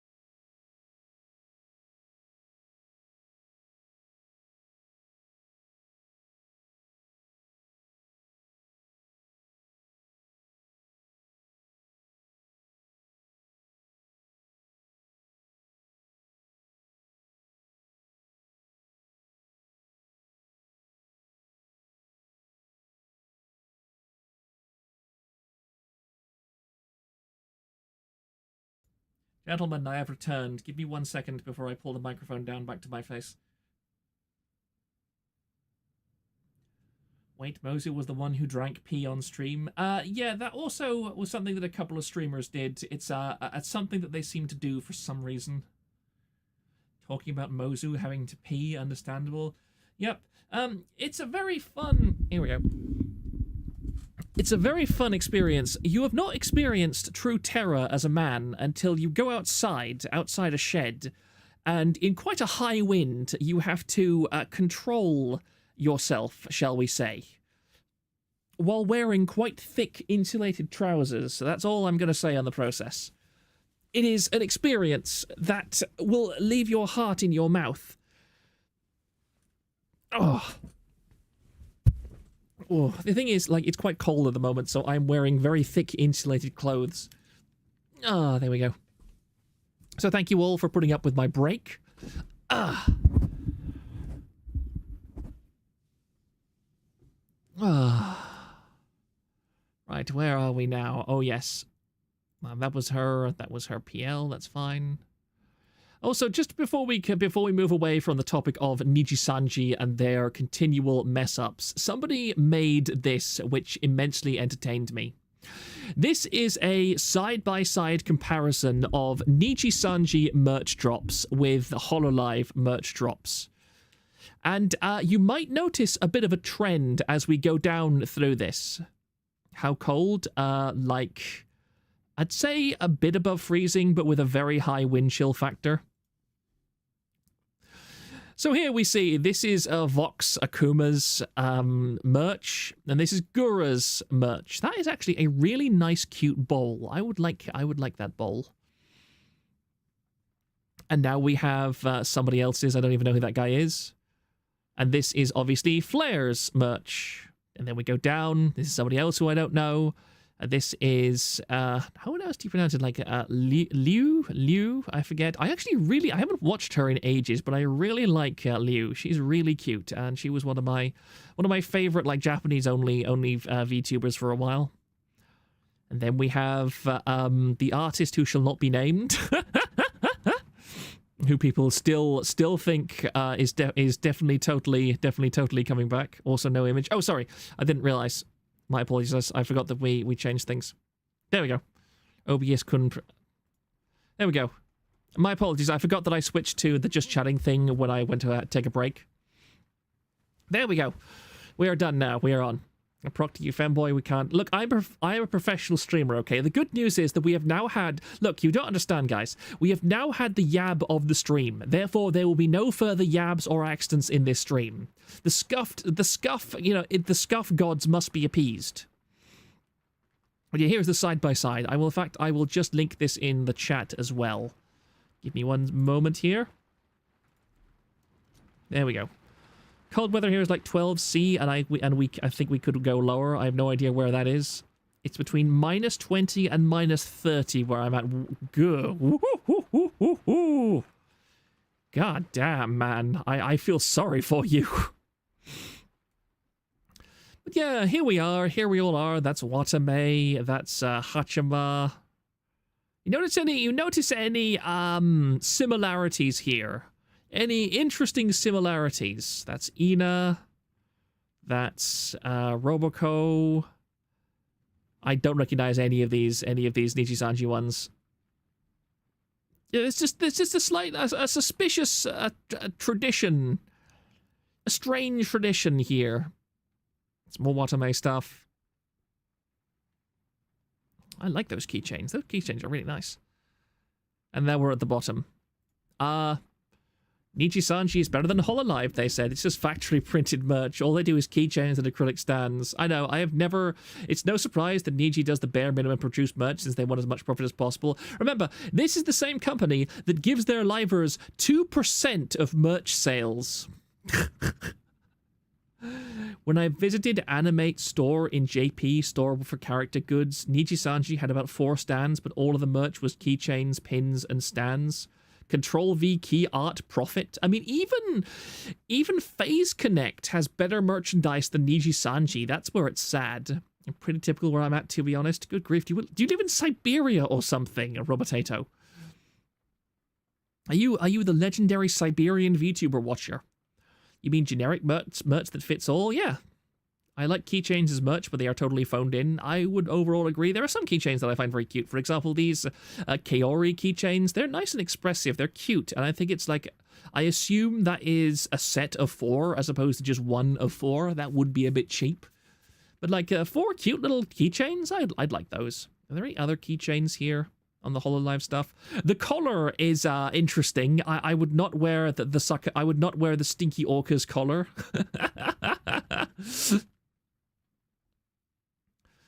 They said I could become anything. Taco mesh laundry pouch. That's quite cute too.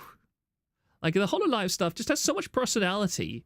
It has so much energy and personality to it, whereas all the Niji Sanji merch stuff is just so generic, bland, and boring. And it's such a shame because like Vox has a massive fan base. They would definitely buy more branded merch with him. They probably made a deal with some Chinese manufacturer to make the same thing for like a decade. That way they can save a lot of money. I'm literally looking at my Pippa keychains, and Niji's are just the same generic template with the art on. No, I'm a leaf. You poor bastard. Unironically, you poor bastard. Niji Sanji actually ships their merch the same millennium, though. Even Doki's old merch is better. Yep. Oh, sorry, I'm just adjusting myself in my chair. Wear the collar, Proctor. I mean, if Kirsche asked me to wear the collar, well, she'd have to ask me, okay? You find out my response to that question if she asks me. And I have a sippy. This entertained me a great deal, but we can now move on. There are a couple of things that we will get to, and then we will get to the Catler stuff. Actually, there's quite a lot of stuff that I'd want to comment on. But this is an update for Sweet Baby, or the Sweet Baby Annihilation. This is Learning the Law at Manga Lawyer, and he's pointing out this is Grant K. Roberts, who is another guy who works at Sweet Baby Inc. Suicide Squad, one of the most famous and prominent Sweet Baby Inc. Products at the moment, has 225 concurrent players. And here's Grant K. Roberts saying, "It makes my heart sing to see people enjoying what we made, laughing at jokes, being inspired by epic moments. We did something great on Suicide Squad, and I'm looking forward to doing more great things at Sweet Baby for years to come." Meanwhile, the Suicide Squad, after less than a month of release, has exactly 225 people playing it. Preemptive no chat, that is not me, lol. You're supposed to say no to wearing collars. Again, I can't give an honest answer until I'm asked by somebody who I might actually consider it for, okay? You don't want me to lie. I have to be an honest Christian, okay? I can't lie.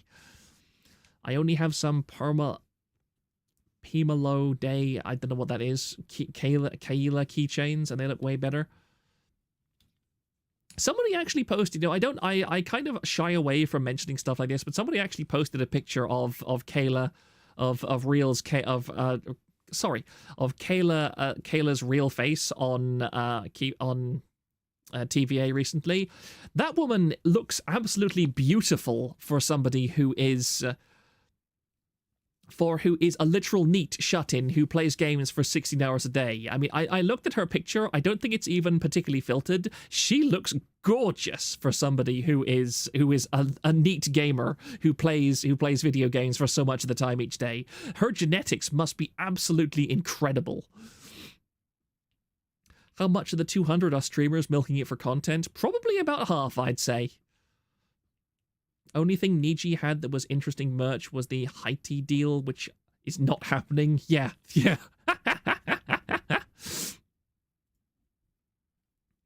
And yeah, I just really enjoy 16 days. Look, we can calculate when they close the servers.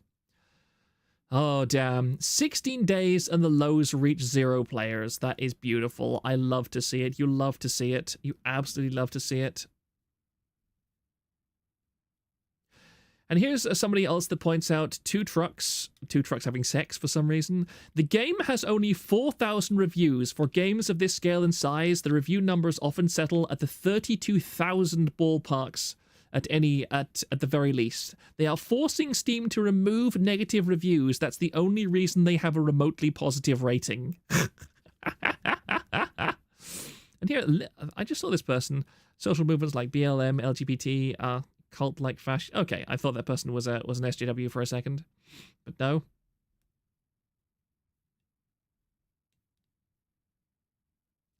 This is hilarious. SMC has more players online, and I'm going to take the opportunity to ask everyone to give SMC a chance. Oh, Super Mecha Champions. An action shooter featuring mecha combats, which sets the scene in the neo-futuristic. I mean, this developer NetEase Games. No, thank you. No, that's a Chinese game. I'm never touching that. Never touching that in my life. Kayla is one of those people who won the genetic lottery. She is a 3-hour sleep person. Her whole family is like that.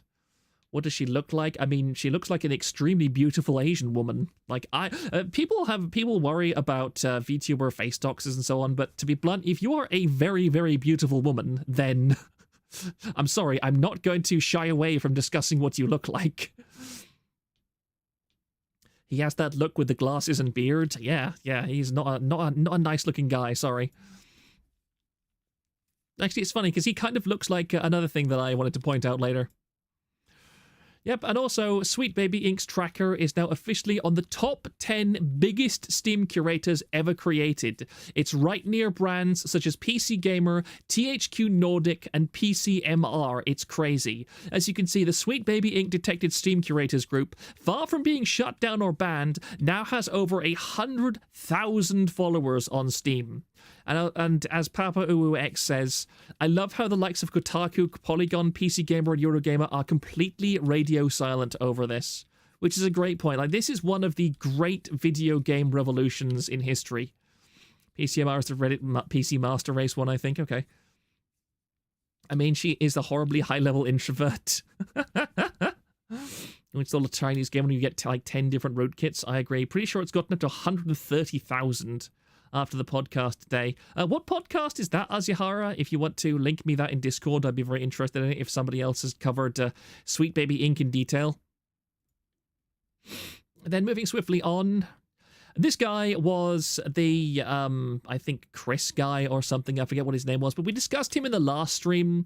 Is that this was, I think, Chris Kindred or something. We looked at his horrible LinkedIn, not LinkedIn, but personal website where he manages to have a typo in his biography on the same line that he credits the university that gave him a writing degree.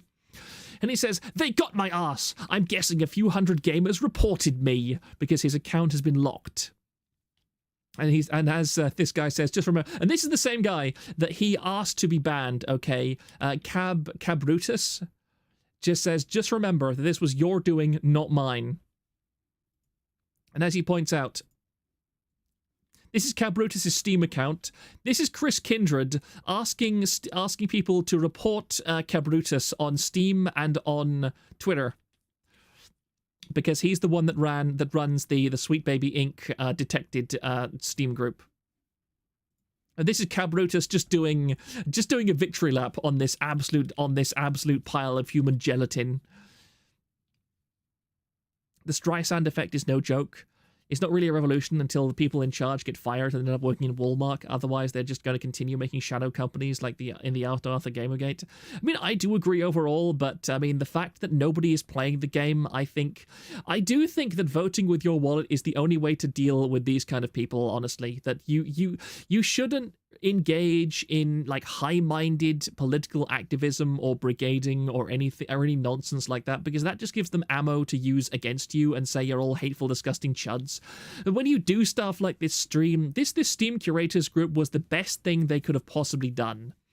It was a fantastic way to deal with this because it caused, when you're dealing with people like this, you need to get them to fire at you, because when you fire at them, their entire ideology is perfectly designed to make any attack that you make against them seem like they're the victims. They can take anything you do to them and turn it into an act of victimhood that gets them more attention. I will in a second, Thrang.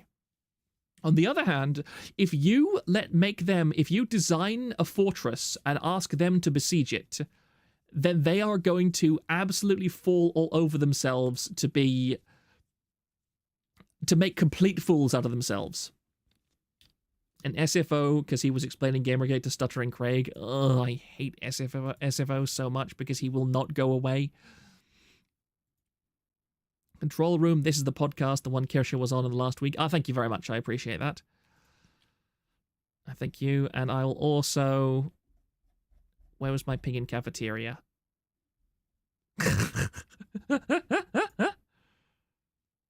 Post gym. Let's have a look at this then. People keep messaging me, Jim, Gamergate 2 is here. We all know it isn't officially here until Donald Trump tweets the hashtag out. Oh, Oh damn, I am just experienced enough in the original Gamergate to understand what that reference is. I love that. I wonder if Sargon has even like addressed this in any capacity yet, because it seems to me like this is the prime opportunity for Sargon and so on to get back into gaming, but it seems like they're just ignoring it, and that amuses me. Also, redirect potential game customers to better games. I agree. Yeah, you can't attack these people because they are perfectly capable of turning back your attack onto yourself. But if you get them to attack you, they will always reveal their true face because they have no weapons at their disposal that are not selfish, that do not expose who they are.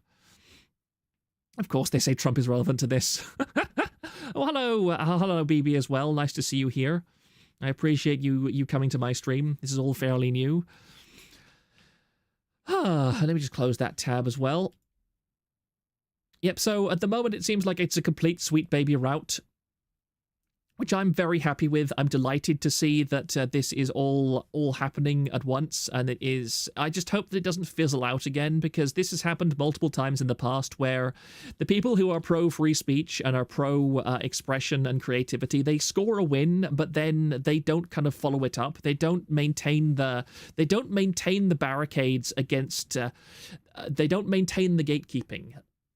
You need to be, the trouble is that you always have to be alert. You always have to be ready. And that's the problem, is that if you're the kind of person who is always alert, you also tend to get paranoid. And we see this happen, I would say this cycle has happened several times, in that the kind of people who have reason to stand out against this social infiltration are able to do so. They're able to rally people together into a cause, and they're able to win these quite large victories. But then, once they're deprived of an enemy to fight against, they tend to be self-terminating. And you saw that happen with the original Gamergate movement, and you saw it happen with with Sargon and all this kind of thing, is that when they won for a time, and when they were no longer confronted so viscerally with opposition, because they had more or less defeated the arguments of their opponents, the Snakeate itself, they started turning on each other, and that's where their community kind of split up, and you had all of these people being exposed as basically just as bad as the people they fought against. That's where a great deal of the original like KF threads that I was interested in came from, of all these former pro-Gamergator people just coming out as being just as bad as the people they were fighting against. And it was an embarrassing time, honestly. Like, they even hated Kiwi farmers for not being 100% on their side. You've got to have your principles, and you've got to stick with them. You should never be, oh, this guy is on my side, therefore I am automatically on his side. You have to have more things in common than that. Blood Sports was fun. I mean, it was fun, but it was also very autistic. Nopi had the time to tune in today. Yeah, it's nice. It's nice to see you here, definitely. The right tends to be too defensive. I more or less agree overall. Most of them have lives to live and not terminally online. I agree. Oh no, the tubers are going to take over this chat too. I mean, I welcome all tubers who want to look at this chat. That's fine by me. It still amazes me that they parroted what Gamergate was according to them, that for the vast majority of the internet, that became the truth. Yeah. I mean, it's just a case of you saying that, it's remembering me about the Niji sisters. Yeah. I mean, this could be a topic for another stream. This is actually, let me pivot for a second, because part of the stream title was what I wanted to do in the future. And let me just skip on a tiny bit to one of the other tabs, because here it is, American Maoism. Like, this was something that I have downloaded, actually, and I remember rewatching it just yesterday, because yesterday there was about a 12-hour period where I had no access to the internet at all, because the internet just went down for about 12 hours, and I was looking for stuff to do, and I realized that I had downloaded this particular lecture that James Lindsay had given. And you can see the title there, it's American Maoism. And I rewatched it, and it reminded me of an awful lot of stuff that I had been interested in about a year or two ago, and it was very good. I really enjoyed it. I listened to the entire thing all the way through. One second, let me have a drink of water. Let me just pop a link to it in chat as well for a second so that people know what I'm talking about. Let me just tab over. Here we go. There you are. But the thing is, look at the length of this. This is 1 hour and 51 minutes long. And the thing about James Lindsay, I like James Lindsay's lectures because they are very comprehensive. However, they are also very, very autistic. He is a very autistic man, and he is a very... His speeches and his examples are often very convoluted. His lectures contain a lot of references to classical literature, which fly over the head of most of his listeners. And one thing that I was seriously considering doing as part of my streaming activities was to be kind of a filter for big lectures like this, which I genuinely think have an awful lot of valid points and are very useful to listen to, but which are frankly very incomprehensible to newcomers. I would like to do that, just kind of condense down and summarize the major talking points of lectures like this into things that are more understandable and more contemporary, especially for people online. But Proctor Chamba, you run a VTuber site. I mean, yeah, but I mean, I have my own ambitions outside of it. I mean, it's just like I watch Kirsha. She's not a traditional VTuber. I don't watch many traditional VTubers overall. It's why I watch people like BB, and I watch people, other people who don't do traditional VTuber content. I like it when they talk about things that are not traditionally to do with VTubing. I like watching the Latin American VTubers because they talk quite a bit about Latin American culture and they have a new perspective. I generally, when I watch people on the internet, I want them to teach me or educate me about something. I very rarely watch people just because I want to watch people. At most, I might have a regular VTuber on in the background while I'm playing a game or something, but even then, I want to come away from every stream that I watch feeling as if I have learned something.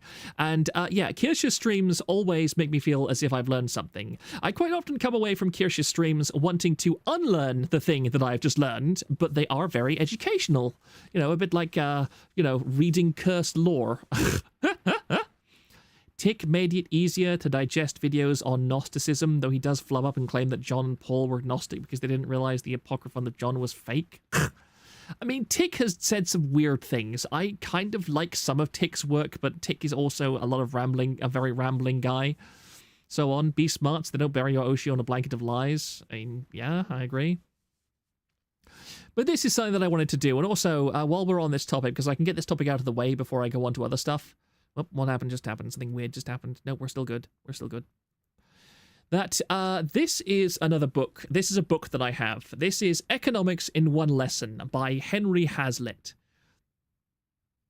Oh no, you can see the file path there. Oh dear, I've been doxxed. I have a folder on my computer that is Essentials, Intellectual Content, and Books and Economics. Oh dear. That Henry Hazlitt is a fascinating guy because he was an economist in the early 20th century. And a JL dissection for newbies would be nice. Yeah, I agree. I'm glad that you know a bit about him, BB, because I would absolutely love to talk about him. And also, this by Economics in One Lesson is a very interesting book because it's something that the new president of Argentina, whose name I can never quite remember, but he's a staunch libertarian, and he has gone on various different news things, and he has said that Economics in One Lesson is an incredibly important book that he wants people to read. And I really like Economics in One Lesson. I have read a lot of Economics in One Lesson. I've actually not finished it just yet because I fell ill after a while during reading it. Milai. I think it's Milai, the crazy man, yeah.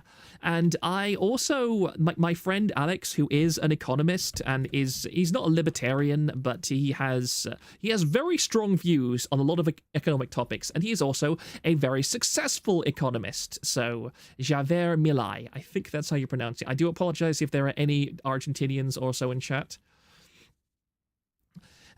And I love every single thing that comes out of that guy's mouth. I mean, yeah, he is an absolute trip. I love Millet. Javert Millet.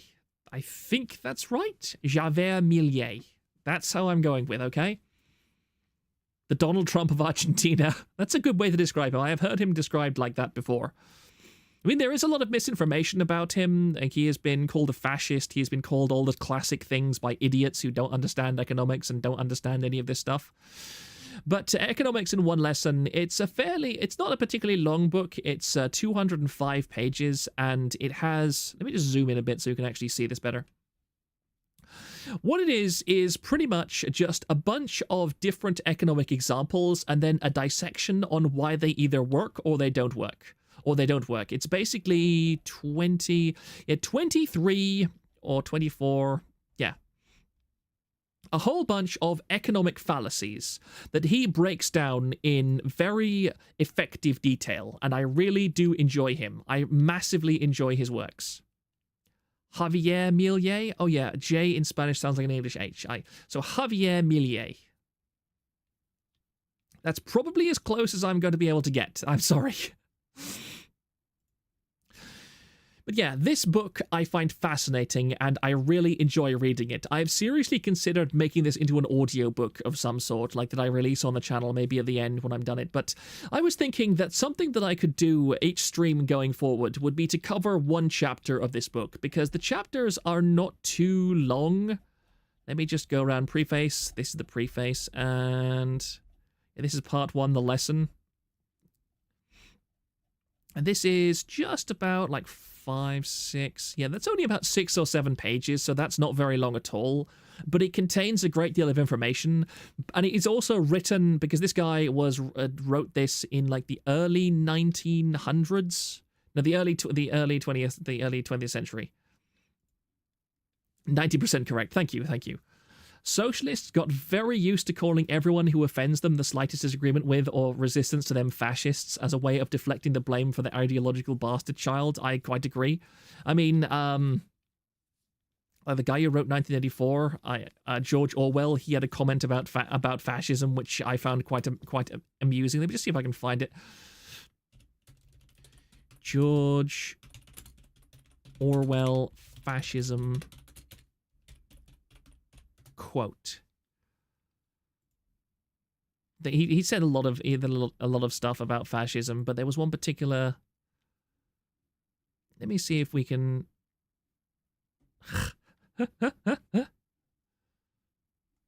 Where on earth is it? This is very irritating.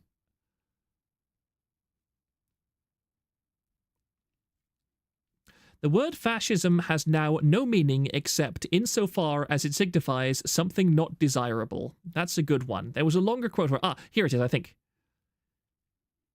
Here it is. Let me just, it's a, feck off Reddit. Let me just open link in the new tab, because I'll put this on screen. I think this is how you do it. Yep, it's an Imgur link, so we're good. Paste and go. It will be seen that, as used, the word fascism is almost entirely meaningless. In conversation, of course, it is used even more wildly than in print. I have heard it applied to farmers, shopkeepers, social credit, corporal punishment, fox hunting, bullfighting, the 1922 Committee, the 1941 Committee, Kipling, Gandhi, Chiang Kai-shek, homosexuality, Priestley's broadcasts, youth hostels, astrology, women, dogs, and I do not know what else. Everything I don't like is literally Hitler, a child's guide to online political debate. The day before Mussolini died, he wrote a testament where he still asserted he was always a socialist. I mean, the difference between Mussolini and Hitler is quite interesting. Fascism, Pipkin, we are not talking about fascism on this channel. We are not doing that. Okay, I will ban you from the chat if you start talking about how fascism gets a bad rep. I am not joking. I find that the problem with the left in the US is that it is pretty extreme, taking things so far it basically contradicts the principles of Marxism. I mean, yeah. After Caitlin massacre, Stalin calls the Polish government in exile fascists.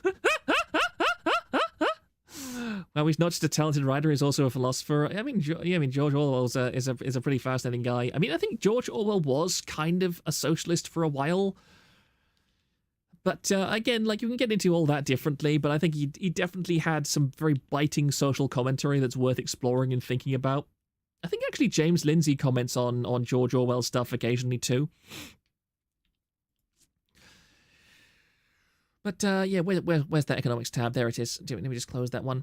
But yeah, pretty much basically, I wanted to read through one chapter of this book every maybe Wednesday stream, maybe Monday streams as well, depending on how much people like it, because each one of these economic fallacies is just one chapter long, and he very effectively explains what they mean. But he does use quite a lot of old-timey language. His grammar is very intricate, and his examples are very kind of of the time.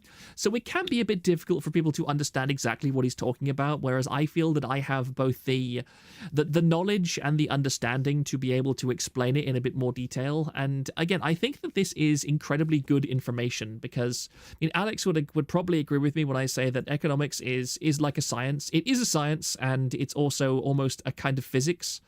Energy flows from one area to another. Mussolini was a syndicalist who abandoned internationalism in favor of nationalism. Before going into politics, he was the head of the teachers' union and editor of the Avanti, Italy's socialist newspaper. I see. Orwell was absolutely a socialist. Yeah, when I joined the Spanish Civil War on the socialist side. Yeah, I did. Yeah. George Orwell rejected classifications, electing the things that would benefit society regardless of leaning. Yeah. I don't hate George Orwell, definitely not. I think that how I judge people who want to change the world is by trying to imagine, using my knowledge and experience, what their kind of world would look like if I was just to snap my fingers and have their world come into being. And I try and apply that to a lot of the people that I think about, and it's why that I don't like Marxists a lot, because I feel that for their view of the world to come true, so many things would have to change about the community, about the human condition. It would no longer be recognizable as humanity. Mussolini was power hungry, and worse, he was a journalist before his political career. You think you hate journalists enough, but you have no idea how much you should actually hate them. I agree.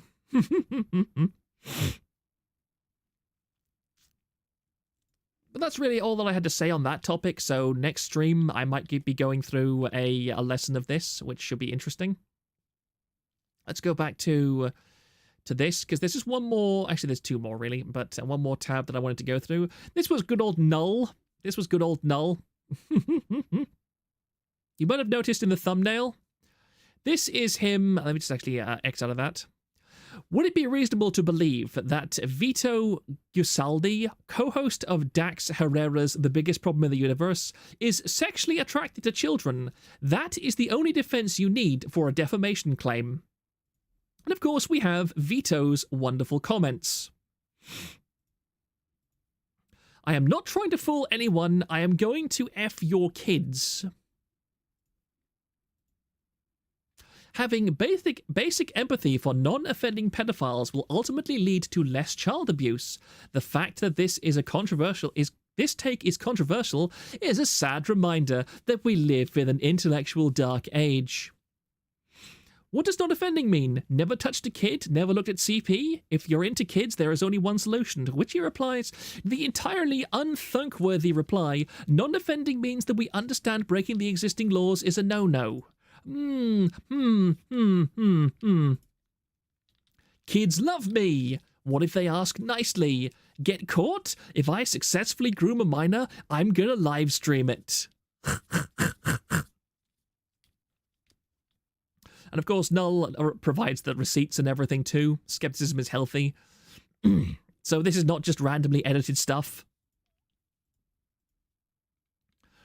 Lamau even, Proctor reading this out loud will bite you in the arse. I hope you realize this. I've done it now, it doesn't really matter.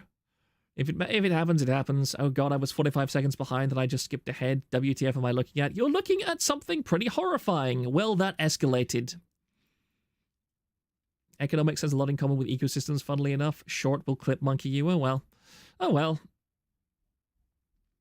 I mean, look at him. And which reminded me, let me just move on to the next tab quickly, because it reminded me immediately of Stone Toss. Stone Tosses with Friends Like These comic. Do you notice anything? In nature, predators often camouflage themselves from their prey, like the copperhead or the trapdoor spider or others. And at Kiwi Horse, we have the classic, this is what a feminist looks like. Look at this guy. Look at this guy for a second. Whoops, I did not mean to do that. dude so coward that instead of effing him, he had to go for the weak offsprings. Yeah. And now look back at this guy. This is, yeah.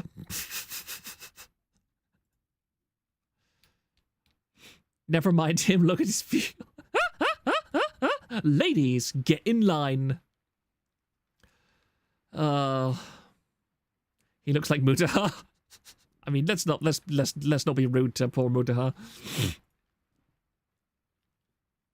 Someone making a pedo joke once, okay, fine. One could argue it's a joke.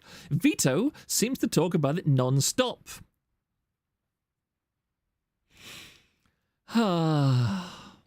It's always the same. It's always the same. What's this one here? I forget. Oh, yeah. Actually, no, I'm not going to bother with that one. Yes, very worthy. But moving swiftly on from that charming little event, this was another thing that I found very interesting. Remember how last stream I talked about how Sweet Baby, how one of the leaders of the Sweet Baby writing team also had a partner, quote unquote, because goodness, marriage is a fascist right-wing thing, had a partner in Cloudflare who was a software engineer at Cloudflare, you know, one of the biggest DDoS protection services on the entire world, who have been trying to censor Kiwi farms nonstop for years at this point, or I think over a year. And this was another thing that I found interesting. Well, Mr. Beast deleted a pretty tame plus non-partisan post critiquing Nancy Pelosi's suspiciously excellent trading record. Guess where Nancy Pelosi's nephew Andrew is a talent manager?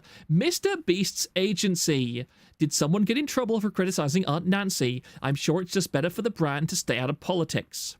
And here we have the receipt. Andrew Pelosi, talent manager at Night. Night is a next-gen representation platform for the world's best artists. And here we have, this is the take. Mr. Beast, it's little sad that an active member of Congress can cause billions of dollars of stock to shift like this. Is it also not absurd that the people that make our laws and know classified information can trade on the public market? The fact that they got intel before the rest of America and are constantly tempted not to make millions off of it is just a situation we shouldn't be putting them in and seems stupid to me. I'd be all for paying them more and if they are not able to invest or some other solution. And this is a perfectly rational, reasonable take. They are all connected, whitest man alive, wow. He's back to being a two-view, the universe has corrected itself. We're never getting to Catler, are we? I mean, this is literally like the next few tabs, actually. But yeah, this is a completely lukewarm take. There's nothing controversial about this take at all. A friendly reminder that Nancy Pelosi's father was very close friends with the head of the Baltimore Mafia. Yeah, isn't it funny? Isn't it funny? Based Beast. I quite like Mr. Beast. Like, Mr. Beast has a few cringe things in the past, but Mr. Beast just seems, his entire existence seems to trigger champagne socialists because he actually does use his money to benefit people, which is just absolutely infuriates all of the champagne socialists. So seeing his existence just trigger them constantly, I'm 100% in favor of.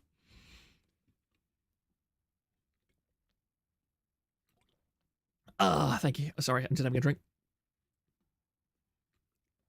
These groups are always so insidiously incestuous. I mean, yeah, they are. They are absolutely. Sorry. Whoa, dear. You always need to be alert for these things. Never put your faith in institutions or anything like that unless you can fully understand where their funding and where their money comes from and where it goes. That should be a principle that everyone in life holds. But since I have been furiously edging Thrang for much time, I would like people to know. I would like people to know.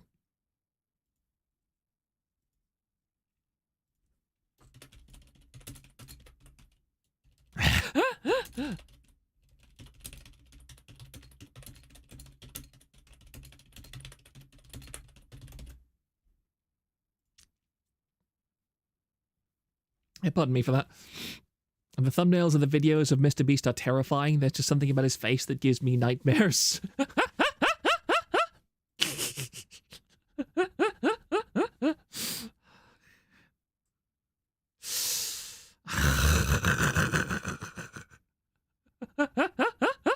No suffering teaches wisdom. You think I should keep edging, Thrang? You think I should keep up the edging?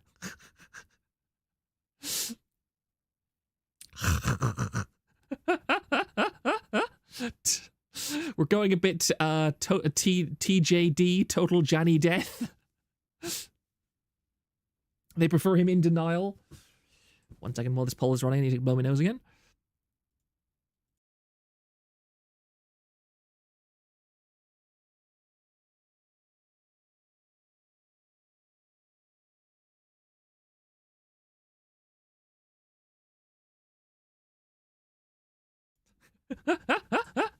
Remember, he does it for free.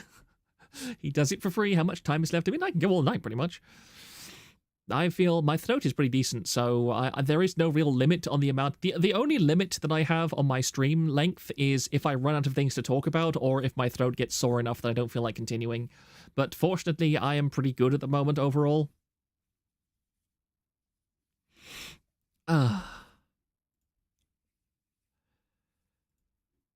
Oh dear, let me just look through my stuff. Let me just review all the stuff that I've got.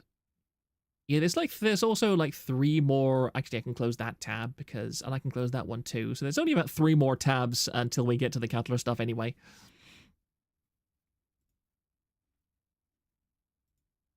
So should I stop edging, try and get on with the Catler stuff?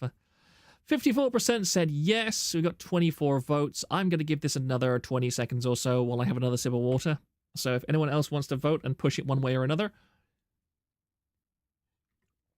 now is your time. The clip of Nyaru dancing and saying all for free lives rent-free in my head. I mean, that's a really great clip. That's a really great clip. I mean, the fact that Nyaru is very easy on the eyes to begin with is definitely helps. We like brown women around this place. 25, 26, 27... 27. Yeah, I think we're pretty much not going to go past this. So your fortunate Thrang is that you get to the chastity cage comes off. Okay, you can receive some direct stimulation for a change. Sorry, I just realized I'm clicking my water bottle quite a lot. So I will throw Thrang the key to his cage, and we will get on with the Catler stuff. Congratulations, Proctor, you are becoming a real streamer. Thank you very much. I appreciate that. I am compulsively making the plastic on this bottle click, so I will stop that. So I can close that. That means actually, let me just zoom in a little bit. Never do a Findom segment ever again. Nyaru mentioned, I really love the cake of that girl lives rent green in my head. What did you say? What does that mean, Peanut Tomato? I've never watched Nyaru. What's she like? I mean, she is a number 3 brown woman. A number 3 brown woman. She also has very good taste in socks, shall we say. She definitely would wear the PIP programming socks. And she would look good in them, shall we say. That is, she would definitely look good in the PIP programming socks.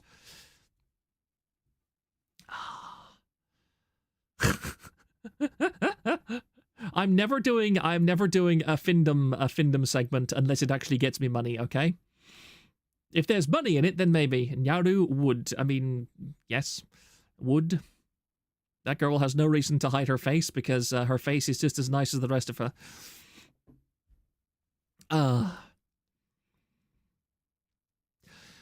This will be a summarization of the details regarding user Catler's departure from the forum and grooming accusations. I feel this is helpful as some users have reacted with confusion over the ordeal, especially given how scattered the information surrounding it is. In addition, there is some rather questionable statements being made either downplaying the events or which provides misleading conclusions, like comments which incorrectly claim the concern was that he was grooming other users rather than if he was a member of a community of groomers, or statements which assert he solely left because he was banned from sending private messages. Even if you're not familiar with Catler, I am not, it's worth exploring such an entertaining story regardless. In terms of the locale boards, he was generally a non-contributive user who would only offer mundane commentary in threads or argue with other members. This is an important detail to note for later. He otherwise would make insipid posts in the off-topic board, just acting gross or weird. Average KF member in 2024, sadly.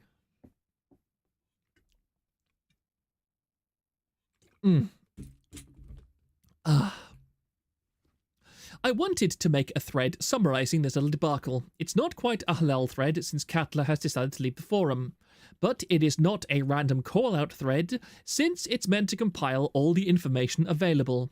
I'm too stupid to speak with absolute certainty that the evidence conclusively proves he was a groomer, but I'm not dumb enough to not notice this evidence is extremely suggestive of it. The general timeline of events is as follows, with evidence supplied as necessary or possible. 1. Catler's general presence on the main locale boards is either arguing with users or providing mundane commentary or observations.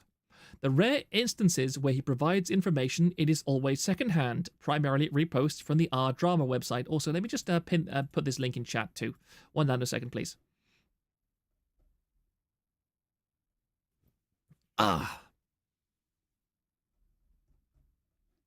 One second. I've completely lost the thing today. Proctor, please shut up about your fishes. We are have enough with GS Satellite. There we go. If you want to go and look at this stuff yourself, Wood X3, damn Proctor, keep this up, and you'll probably head on over to Fansly. Yaro is thick in all the right places. She's wood-worthy. I mean, there's nothing wrong with appreciating a woman's body if that body is appreciatable. Put it that way.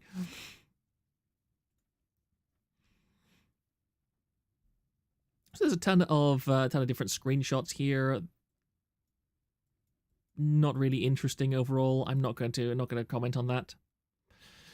Catler posts a thread on the boy kisser image, a gay, as in literally gay, furry meme in the off-topic boards. Oh dear. Coincidentally, a thread on the boy kisser image is made in the Prospering Ground section, which examined its usage in child grooming circles on Reddit and Discord. It is composed mostly of misinformation, most notably attributing the creator of the image as the leader of these grooming circles, which was demonstrably false. This in and of itself is not an admission of intentional misinformation or misdirection. However, threads which focus on communities and threads which examine aspects of the furry community are prone to false flags and misdirection by sock puppets of those who are within these communities. While the thread is rightfully criticized, it also suddenly gets new users or users with relatively unused accounts posting literal nonsense. This suggests members of these grooming circles were aware of the thread. I have seen the boy kisser image and it haunts my nightmares to this day. What would, even if she considers herself paper bag over head worthy, she is definitely not paper bag over head worthy. Like, she has accidentally shown her face several times on stream, and yeah, there's nothing to hide in that face. I mean, her model basically looks like her too, so it's pretty silly that she's scared of showing her own face. Girly boy likes to kiss and get effed by boys while being fully naked and entertaining men expensive blah, blah, blah, blah. So yeah, this is all gibberish. If you were wondering why I did not link Catler's boy kisser image thread in the off-topic board, it's because he deleted that thread when the Prospering Grounds thread was posted. Catler is generally unashamed of the content he posts, given his history, making this a curious choice. A more focused and higher quality thread on the boy kisser grooming circles is posted in Prospering Grounds, which contained correct information unlike the first thread. Despite literally never having posted in Prospering Grounds before, or making any explorative contribution to any other thread, Catler is one of the first users to post in this thread, and suddenly decides to make informative posts which were actually just on convenient adjacent communities and not the original communities being examined in question. Worth reiterating, he never posted in the original thread which contained false information, but immediately does so in the one which is accurate. And here we have delightful Catler saying, Redditors and Discord users doing what they do best, being creepy and blurring boundaries around age, ban children from the internet, ban pedos from life, everyone wins. I'm still shocked this meme picked up so much steam though, I really thought it would have died off. Reminder that this is the site that happily posted r/jailbait until it threatened to cost them money. Although he was directly asked if he would be willing to do so, meaning he did not bring this up unprompted, Catler makes the curious claim that he is unwilling to infiltrate these communities. The post is also somewhat odd, as he makes a subtle attempt at dissuading users to sift through the content in these discords, stating they are mostly stupid reaction images. And that's the average Discord server in a nutshell, to be honest. That's why I don't have a memes channel.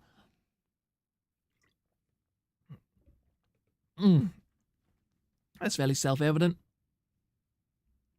Point 6 directly contradicts Catler's subsequent action of privately messaging the thread's creator if there were any DM chains explaining the community. Although one can assume this means Catler was only lying on the publicly visible posts about not wanting to infiltrate the community, it is extremely unusual and out of character from him to suddenly be willing to contribute to a thread in any capacity as previously established.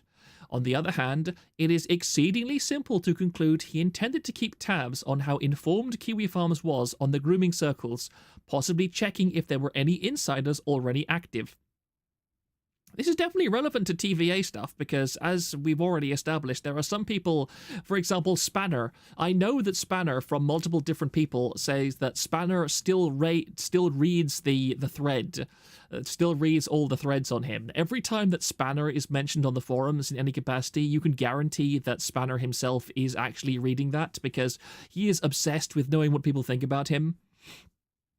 So I like to, this is why I often contact people outside of the forum or try and keep things private, because I know that there are people out there who are desperate to know what everybody else is thinking about them, and they are always the people who have something major to hide. Thrang, I swear it's getting worse with the avatar. It stopped being a haha funny. Has he never heard? Why can't people just share memes and argue? Spy? Okay, let's continue with this. This is one I know second. There we go. And here's his. I'm pretty sure people can read that to himself.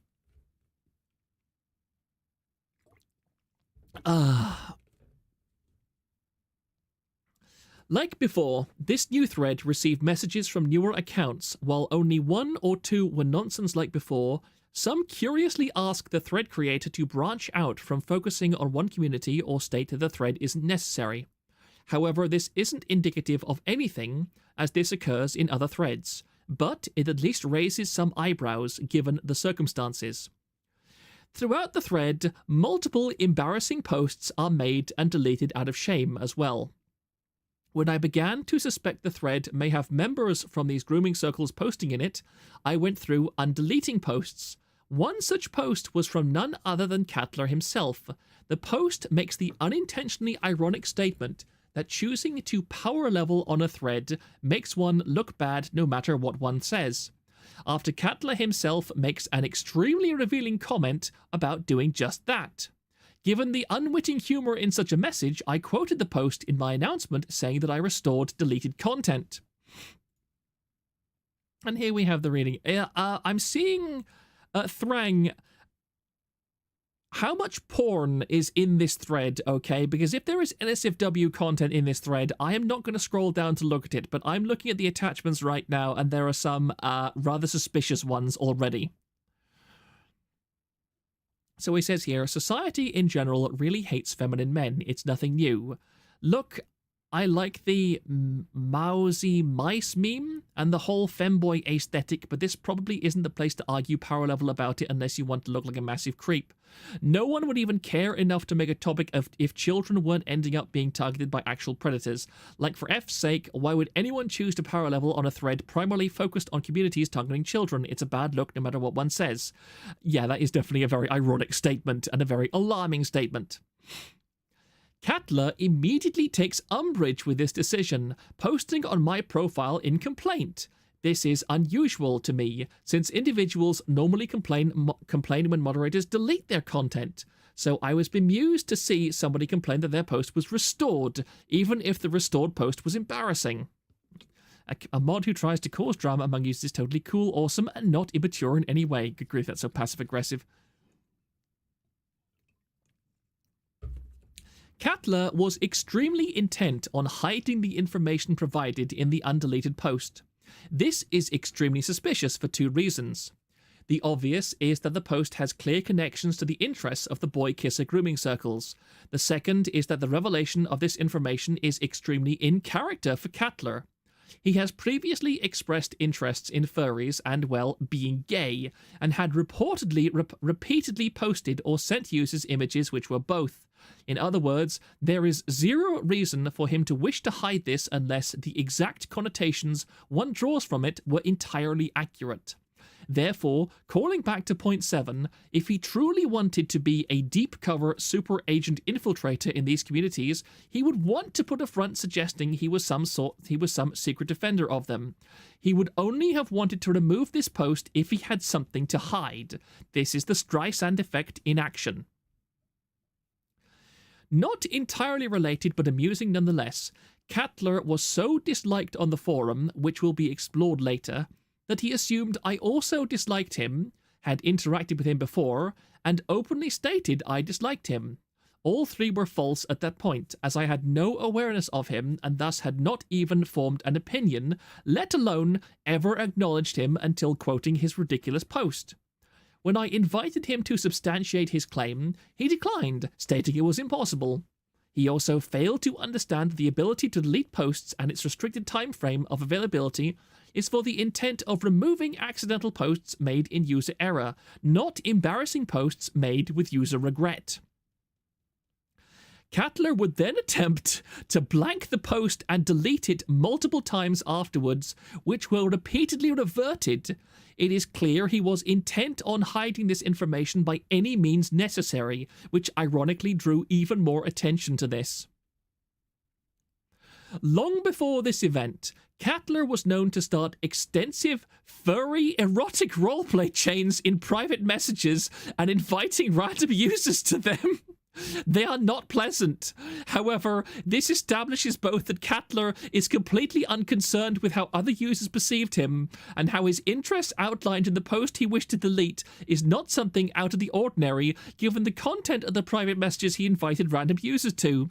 Pay close attention to the users who participate in this ERP if you decide to brave reading them. Oh no. Oh no. Oh no. The groomer doth protest too much. If there's porn, it should be flagged as an SFW and put in a spoiler. But why? But why? But why, though? But why? Oh, dear. Oh, dear. Please don't tell me. NSFW on occasional light theme. Oh, dear. This is a PM chain exclusively for catboys and catboy enthusiasts on Kiwi Farm. Kiwi catboy haters or CTHs are not welcome under any circumstances. No ERP, catboys are wholesome and do not partake in such things. Catler's kink bingo. Why am I doing this? Why am I doing this? Sensory deprivation, yes. Heat rut, yes. Sexual tension, yes. Bulges, breeding, furry free space, overstimulation.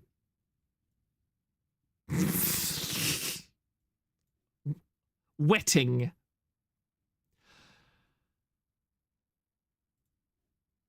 Why would you reveal this on... Why would you... Python Hair says exactly, why on Kiwi Farms of all places? It's not even obscure enough to say, well, it doesn't matter what I do here since nobody will find it. Catboys, is this just Kevos? Sometimes I'm surprised Nolan came from the homelands, and sometimes I'm not surprised at all. Just one second. I'm just going to mute myself for a second because I'm going to open some very crinkly plastic.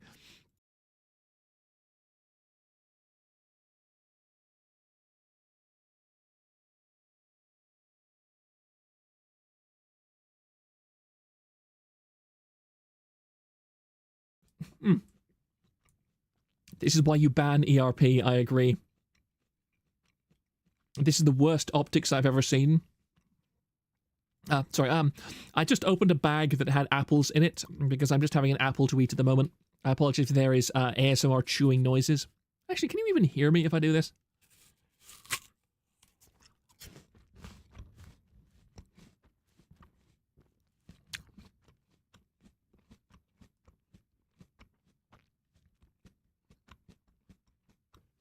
Alright. You get that for free, Thrang. Actually, let me look back at this for a second. Okay, he's into bondage, so in fairness, he's not entirely awful. A cat boy ponders going to bed and waking up or something. A cat boy thinks about life and what happened in this chat today.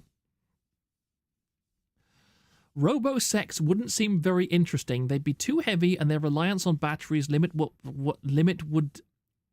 That's terrible grammar. Would limit the time of their sex...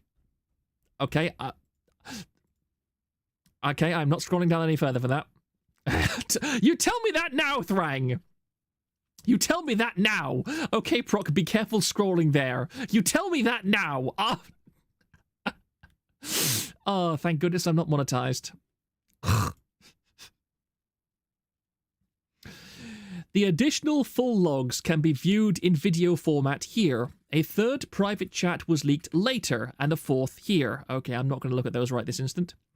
To sum the events, but you really should see the direct messages because it's so much I can barely explain it.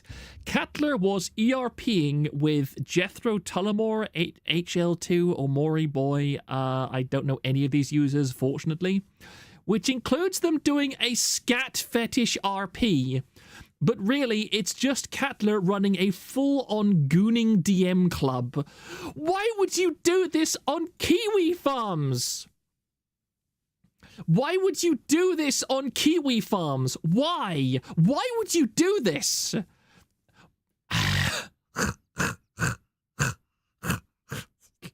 Why would you do this on Kiwi Farms? Look... I know enough about the internet to know there are places where furries are more than welcome to go and do whatever degenerate stuff they like. So which one of these is Thrang's alt? Like, you can go to places, I think F-List, and you can go to E621 and so on. You can do whatever degenerate, disgusting stuff you like on websites like that, or Fur Affinity. Why would you go to Kiwi Farms? There's plenty of forums that don't even check users' DMs. Yeah, and this is something that I want to make... this is something that I want to re-emphasize, is that Zenforo does not encrypt your DMs. If you send a DM on Zenforo, it is unencrypted and it is stored in a plain text file on the server. You have no protection in your DMs, and I can see all image uploads on Zenforo by default. Even, like, I cannot see the individual DM files on cloud hosting because I don't have access to those files. However, if you upload an image in a DM, then I can see that image because I can access the image lists on the server. So I can see this image was sent in a DM to somebody, and I can view that image. Poor Null, the shit he has to deal with. What's poor... somebody said that Null was crying earlier. Is Null is crying right now? Is that just a joke, or is he literally crying right now? He probably thought no one can intercept his DMs, which is probably why he does that on Kiwi Farms. I mean, Null has literally said that he can read your DMs, so it is a built-in fundamental part of Zenforo's architecture. Pretty sure all forums DM across the board are unencrypted. Yeah, there's no point to it. No, Proctor now has access to my Nolan.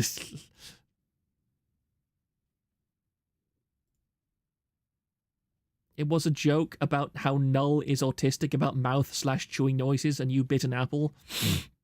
Oh no, the can seize the... I can't pin more than one person at a time. That's very unfair. But since you liked it so much the first time...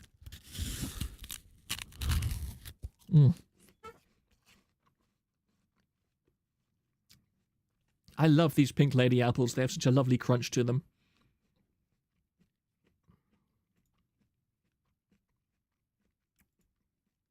Anyway, let's continue. Eventually, a call-out thread is created. During this time, the admin of Kiwi Farms begins to investigate user complaints of the ERP Catler invited people to. In response, Catler's ability to send private messages is taken away.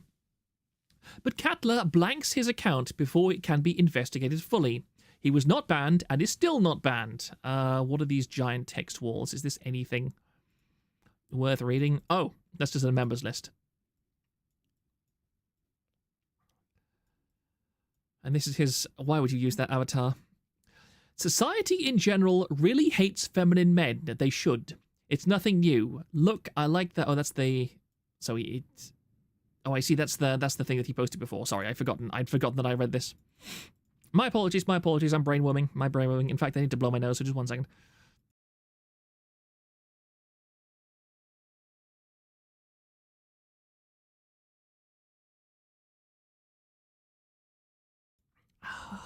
I don't go on Linus Tech Tips forums for resources on sounding. I have Kirsche for that.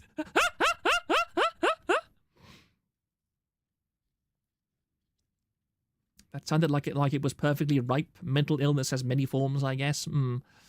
Well, again.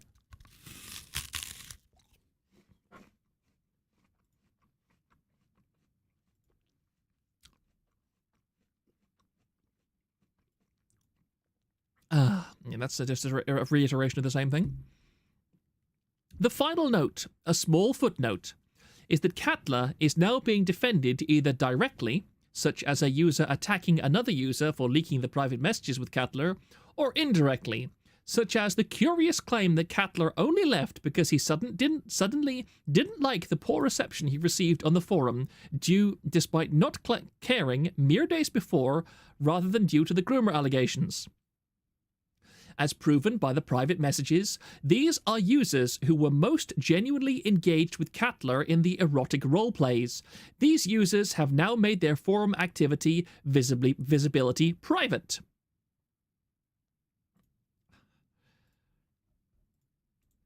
Open image in new tab. Catler, you've been found guilty of being an overly sensitive femboy. But Mr. Null, you can ERP in jail.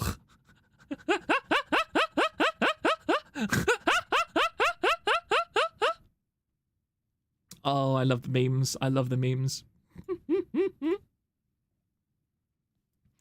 As this thread has progressed, these users have tried to sell out each other to draw attention away from themselves as individuals, asserting the others are worse than they are. Below is a post from Notorious offering highlights. Within this post, to sum up the majority of the thread, on page 19, Catler's other direct message chains got leaked to Gargamel. Omori Boy appears in the thread and gets punished with a disrupt his guest, and is title changed to user has shared a picture of HRT moobs in DMs. Then he starts calling people huge F words. Omori Boy and Rosie started fighting each other in direct messages while insulting Madre Muerte. Others started digging into Madre Muerte.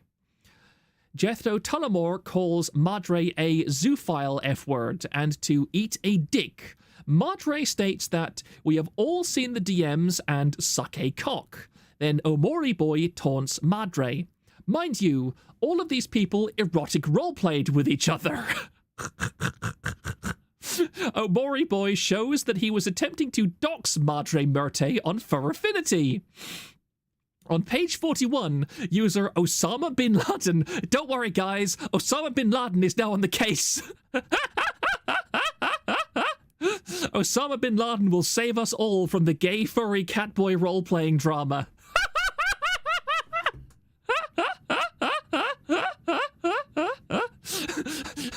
Bin Laden win. Bin Laden W. Telling Mother Death to suck a cock. Osama Bin Laden is on the case. Osama Bin Laden has joined the Discord call. He looks through Madre Muerte's posts and finds embarrassing posts such as Android Raptor won't have sex with me and I can't find female furries that tolerate BDSM and me being a racist neo-Nazi.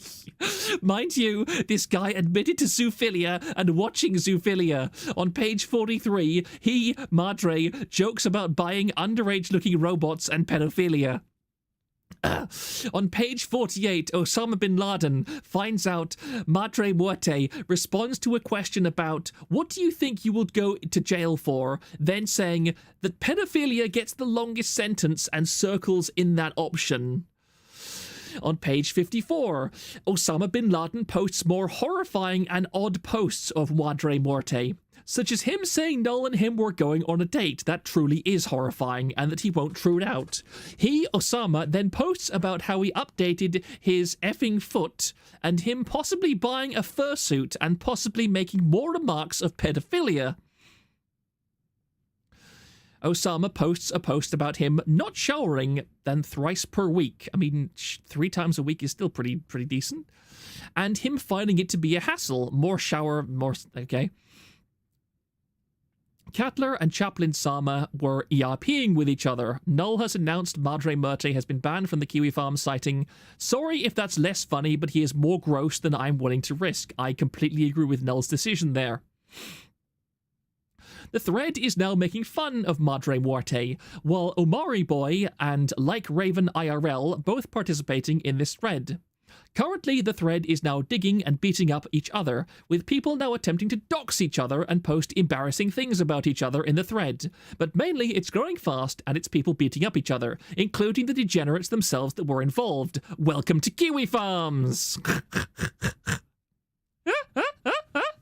Have you seen the kind of shit that Bin Laden had on his hard drive? Mother Death X Null, Punish Null is real. Is this one of those degeneracy death spirals? Definitely. Open that image. How does it even work? Open link in open image in new tab. Does it actually load?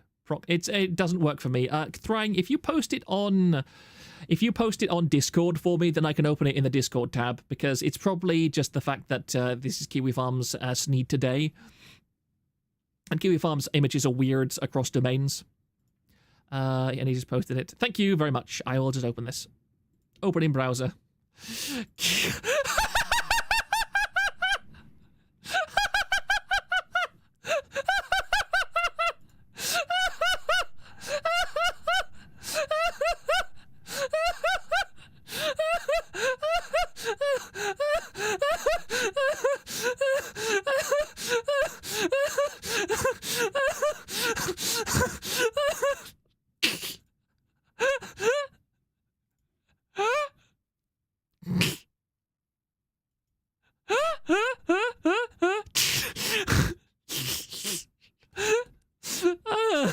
True and real. Sorry,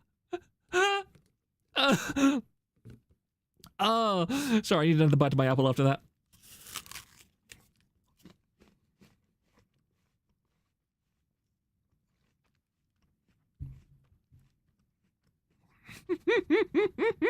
The land of the free.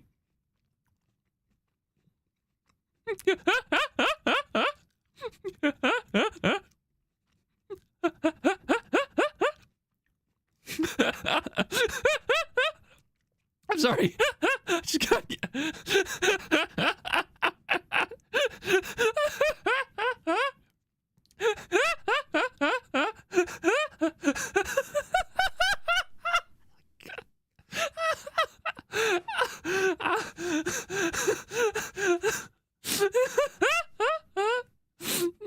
I'm sorry, I'm losing it. I just can't.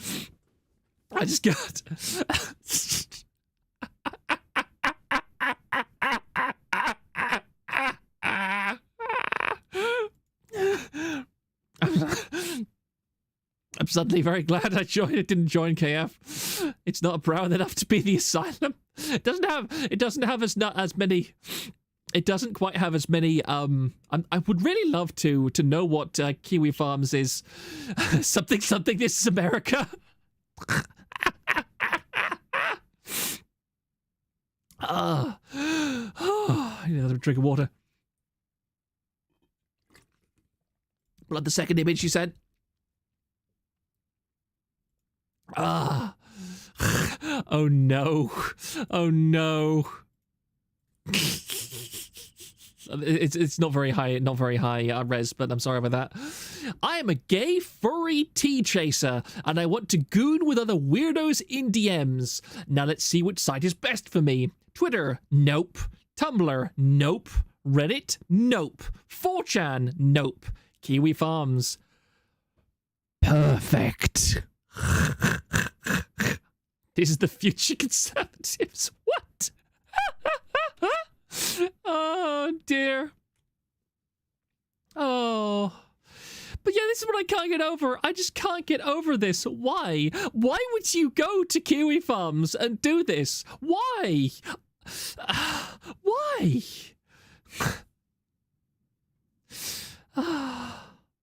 Poll versus Reddit meetup skin gradient.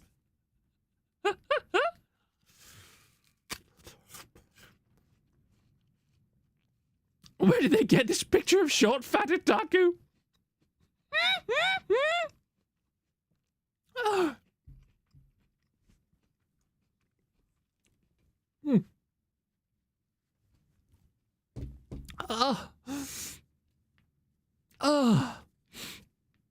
Maybe he is brain damaged. I mean, he's a furry who is into pissing himself. Of course he's brain damaged. Catler loves to live dangerously. Yeah, I mean, this is the problem with these people who have just complete porn brain, is that nothing is... there's some research that I once did about how porn always leads to more hardcore porn consumption, and I overall agree with that.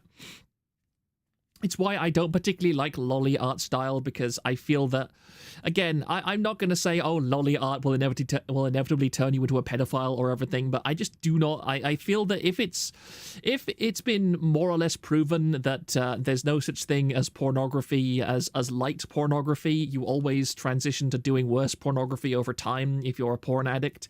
Like, the idea of somebody of looking at lolly for a long period of time and then deciding that they wanted to progress to something more thrilling, i.e. pictures of actual children. I can believe that as well. I don't think it's inevitable or everything, but, you know, I definitely do not like to climb onto the slippery slope when I can possibly avoid it, when I can just say, no, I'm not going to do that. This dude is like Lewis Slotin toying with the demon core with a screwdriver. Hell, you could trip fiend on /trash and nobody would bat an eye. You start with vanilla hand-holding and you end up with octopus insertions and sounding. Oh, dear. I'm so glad that I have never really developed any seriously degenerate fetishes. I mean, fluffy tails are about as far as I go.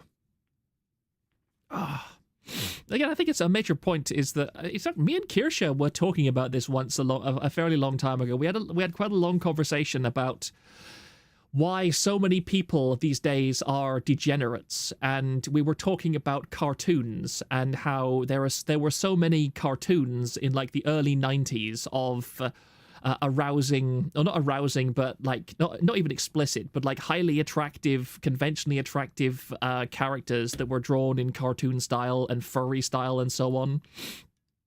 Like the Disney cartoons, and Don Bluth really liked to do that as well, is that he would draw Don Bluth's anthro characters were like very close to human style in proportions, and it's like you look at that, if you're brought up with that for years and years, and that's your main way of and you experience, you know, puberty while watching that stuff, then of course it's going to have an impact on what you view as attractive in future. SWAT Cats was cool. I mean, yeah, possibly. I mean, if you go back and you look through a lot of old furry posts, you can see that most of them say their gateway to furries, like Jessica Rabbit. I mean, good grief, Jessica Rabbit. That is definitely a whole wood posting album in and of itself. That woman is the giant redwood of the wood posting album, shall we say? But yeah, you can't have stuff, and also stuff like Totally Spies too. A whole load of people are into like inflation and bondage stuff because exactly, someone literally just said Totally Spies.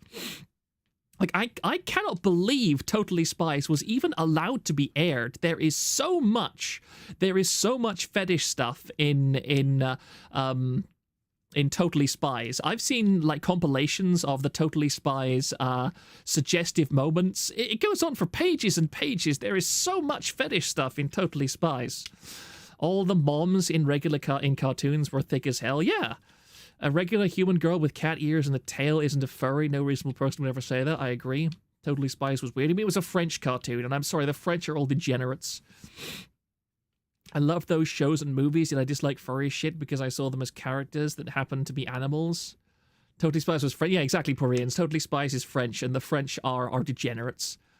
You watched Totally Spies? No, I have not watched Totally Spies, but I have seen like images and like compilations of the Totally Spies fetish moments because I had a friend who was French a while ago, and he commented on Totally Spies once, and I was like, there's no way the French allowed a cartoon to be aired that was aimed at minors, that had like bondage and inflation and all that kind of stuff. And he posted this link to this, yeah, it's like Maniacal Foreigner said, Jamie, can you pull up a chart of every Totally Spies episode and its corresponding fetish? He gave me that, and he showed me it, and I was like, are you insane? There's no way. You can't tell me. He was like, no, they definitely, that's it. I'm really sorry, Proctor, whenever you say fluffy tails, you remind me of Ken Ashcorp touch fluffy tail. I mean, Ken has a point sometimes. The psychology of what causes fetish development is unironically interesting. I'm still not sure why it even happens. What biological purpose does formation of a fetish serve? I mean, I think that if you compare how children are, and this is something that I feel has been lost in modern culture. Modern culture has lost a lot of the strange, has gone very strange about how children are supposed to interact. Because this was something that I remember reading, that when I was a child, I used to read quite a few biographies of people in Europe, and when they talked about their childhoods, it was very interesting how they spoke about, if they did touch on it, of course, not all of them touched on it, but how people discussed their childhoods and the way that sexuality was treated in their childhoods. An awful lot of them said that they went through periods of childhood when they were very young, like before the age of puberty, where they were interested in, because these were a lot of rural people, that if you are part of a rural village and you're a child, you're going to see some things. If you're on a farm, you're going to see animals going at it, and you're going to be curious about it. And a lot of these people said that as children, like 8, 9, 10-year-olds, they were interested in that kind of thing. But when they satisfied their curiosity on a level of, oh, that is how children are born, that is how children are made, they stopped thinking about it. And they knew that information, but it played no further part in their lifestyle until they reached, say, their late teenage years, and they became more interested in the opposite sex for the point of starting a family. And I think that in modern society, there is no such thing as that, I would say, naturalistic way of realizing how nature works by observing it in ways which are informative but are not erotic or arousing. And I think that has caused serious damage to the modern psyche, because children nowadays, I've read about like early porn introduction, which is a major problem. I think in the United States, the average age that a child is exposed to pornographic material is something like 7 to 8, which is horrifying to me. It's absolutely terrifying. Can confirm as a rural kid, yeah, it was a normal thing, and it didn't have any extra connotations.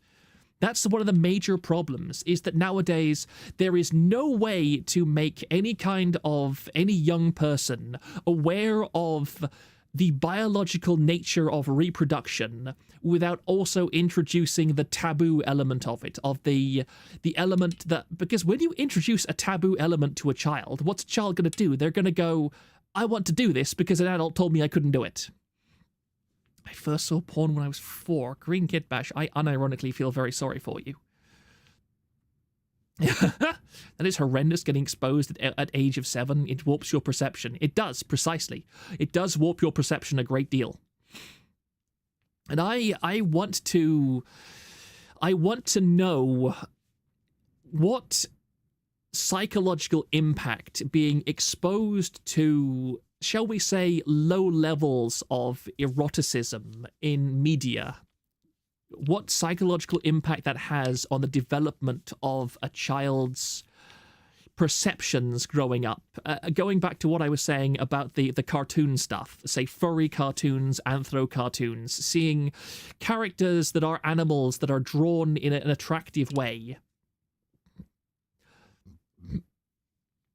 Mandatory trips to a local farm, or heck, the zoo sometimes covers that. I accidentally stumbled into DeviantArt when I was like 11, 12. I mean, my parents were very cautious and careful to make sure that I understood biological reality before I even got close to the internet. Minecraft animal reproduction needs to be more realistic. Traits you associate with the other gender during puberty, like feet fetishes being common in conservative countries because it's one of the visible traits of women. Porn being common messes with it. Yeah, that's actually quite a good point, because I remember I actually posted about this on KF at one point, many years ago, talking about this similar topic, and I said that the things that people view as erotic today, for example, hentai, for example, are things that I am convinced that previous generations would actually have a great deal of difficulty even understanding as erotic, because you take hentai art, for example, or cartoon aesthetic, and it's very far removed from reality.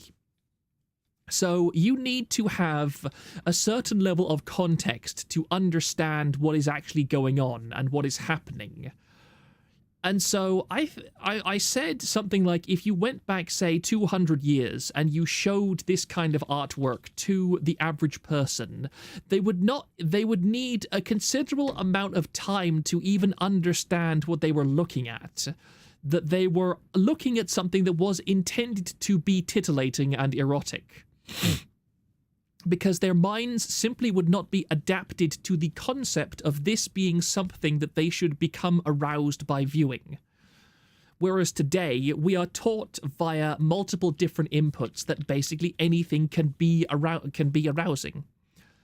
So burqa country is really into alluring ankle. I mean, that's another good comment, ironically, Chrome Davis, that one of the major problems in Muslim society is that men are denied access to women in such a way that they start to view absolutely any contact with the... Oh, whoop, I just dropped something, sorry.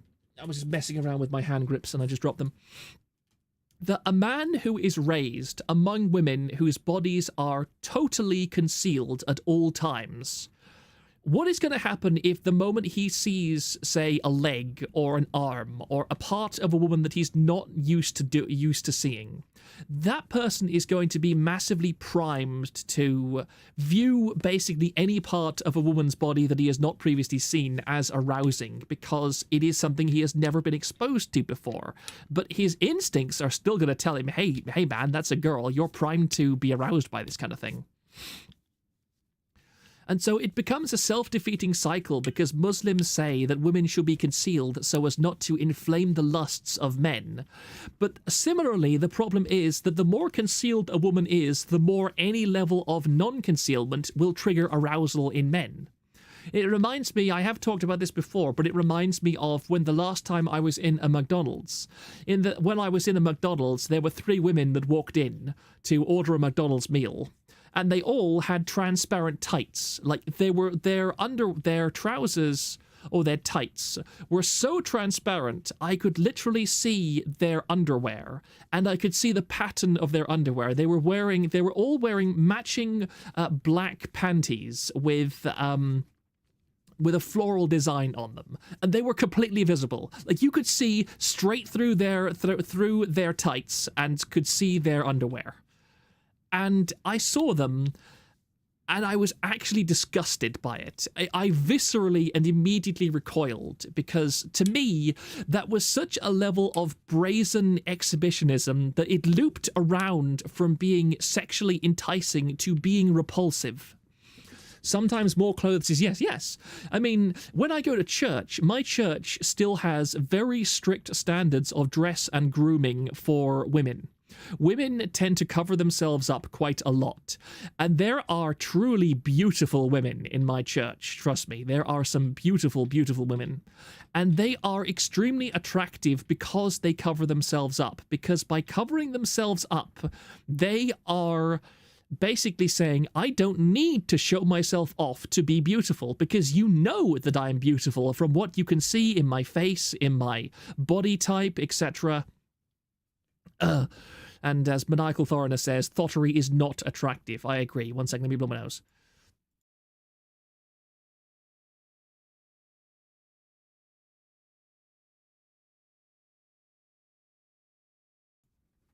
Yeah.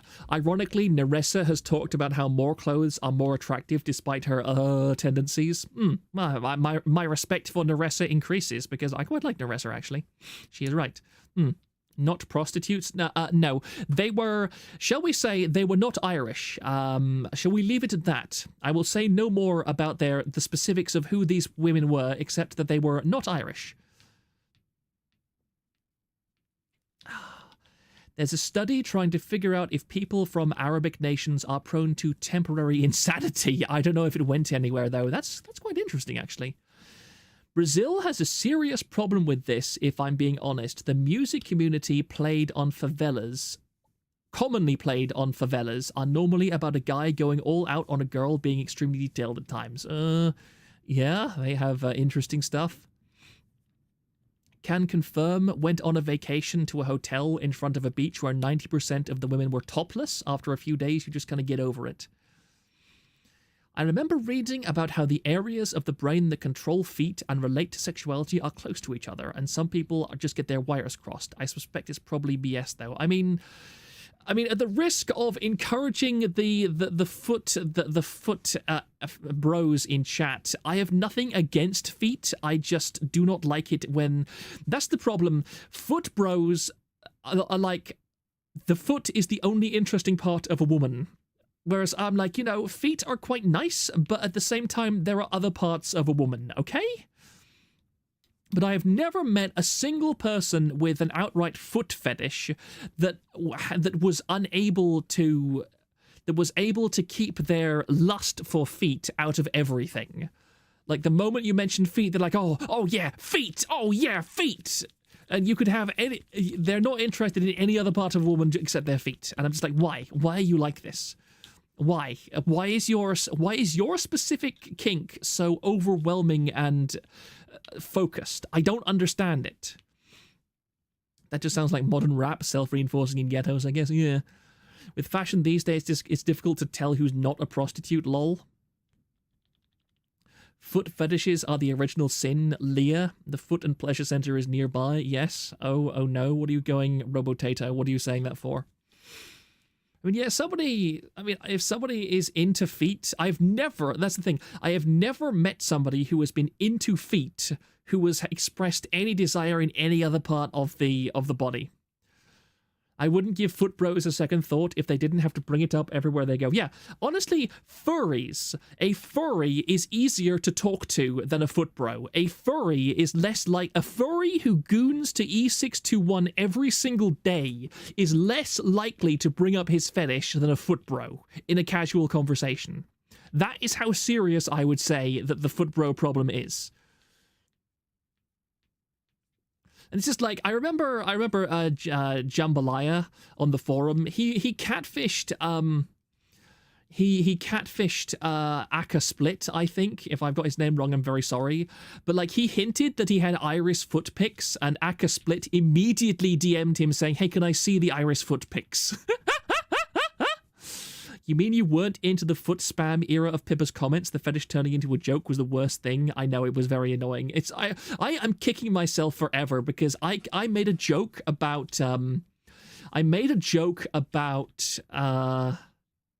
why can't I remember her name? That's Sheena. I remembered a joke at Sheena doing the foot reveal at 100k thing like Pippa did. And the foot bros of the forum were just like, yeah, Proctor is part of the foot bro clique as well. Great, we're free here. And I'm like, this is the worst comment that I ever made. I regret making that Sheena foot comment more than I regret anything else that I have done on the forum. Unironically, every other stupid thing that I have done on the forum, I would happily do all over again, except the Sheena thing. I would live with all the other mistakes. I would take back the Sheena comment. Foot bros are the transsexuals of the sexual kinks. They have to announce it to everyone. I know a guy who accidentally groomed himself into having a foot fetish. He would post it unironically to mess with people, and eventually it stopped being ironic. Be careful, folks. I wonder what a certain feet-loving ex-Pippa mod thinks about what he's caused. Sheena was a ballerina. You don't want to see. Yeah, ironically, ballerinas have terrible feet because ballet dancing is very destructive to the feet. Ballet dancers have serious problems with their feet because they have to put so much pressure on their toes and various other parts of the foot structure. Probably, and I hope you get accepted into Niji Sanji. Proctor doesn't regret his love with Thrang. I mean, you know, me and Thrang have a very tempestuous relationship. Sometimes it's very passionate, and other times it's kind of more adversarial and lukewarm. You have to take us as we go, you know? Rip Sheena feet. Unironically, seen the same thing happen with armpits. I know the armpit bros are a little bit less common, but they're still there. Again, it always annoys me. It always annoys me that the left say that sexuality is completely unchangeable, that you are born gay, you are born straight, you are born trans, and yet fetishes are things that you can absolutely be groomed into. It's like, how deep does it go? You can't have it, and you can't have it both ways. If you believe in transsexuality, then that implies that you can change your sex. But why is it that you can only be born with a sexuality, that you can't change it over time? Whereas I think I do think that it's totally wrong. I think that it is entirely possible for a gay person to become straight, and I think that it is entirely possible for a straight person to become gay. Born sexuality is a lie. Now let me just clarify. Let me clarify that I do believe that some people are born with certain orientations. However, I do not believe that it is universal. I would say at most it is 50-50.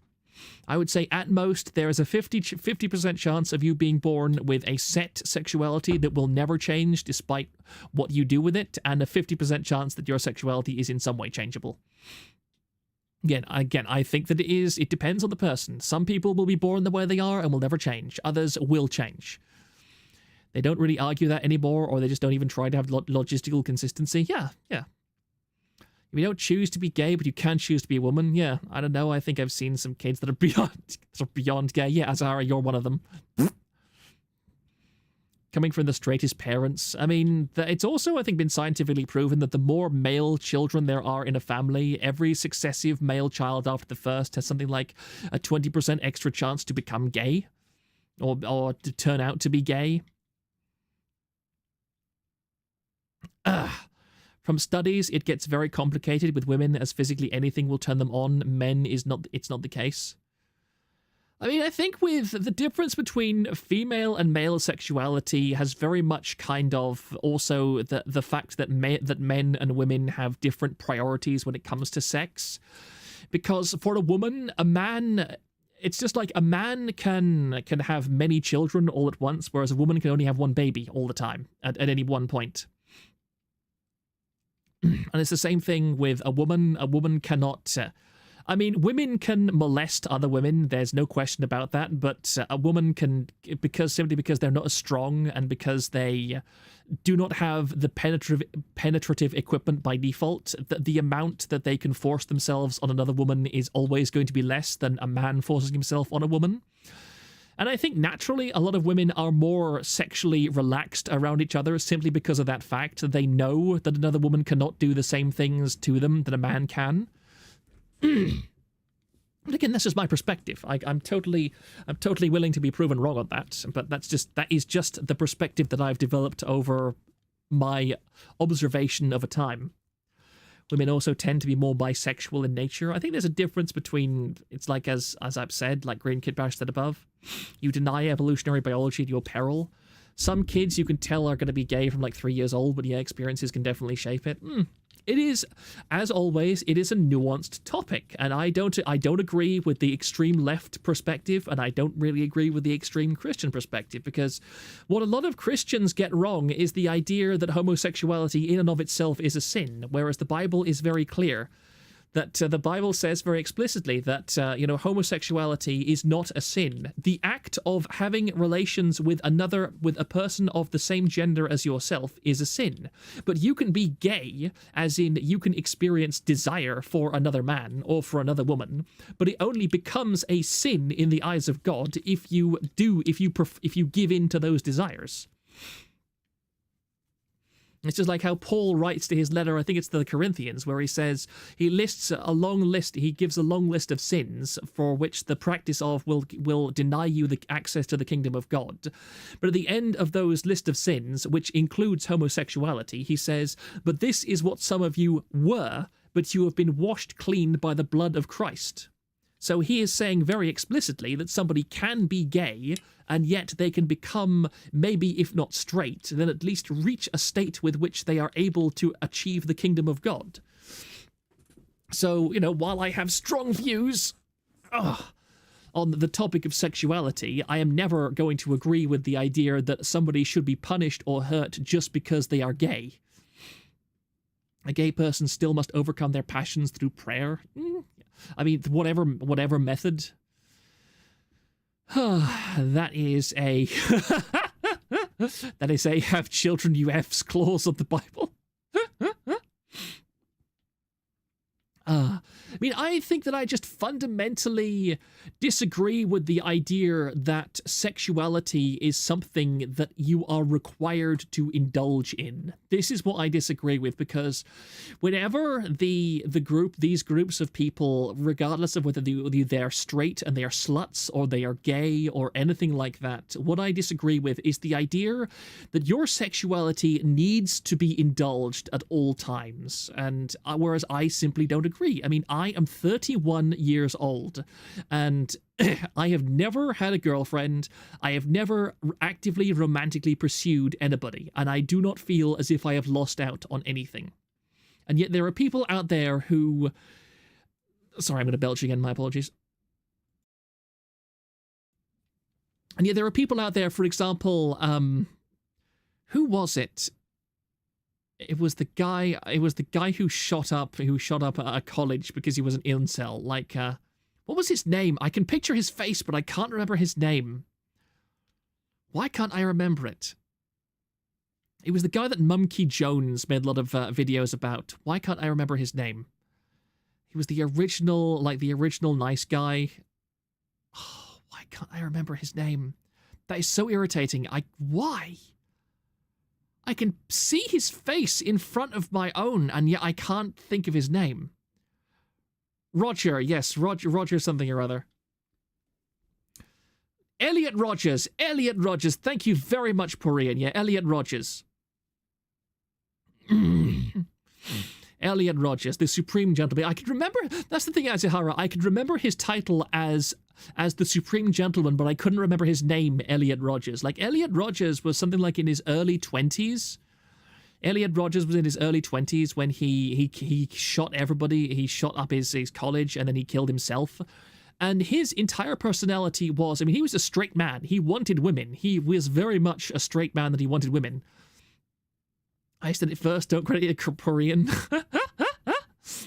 And yet he was obsessed with sex. He viewed himself as a complete failure in life because he had not had sex.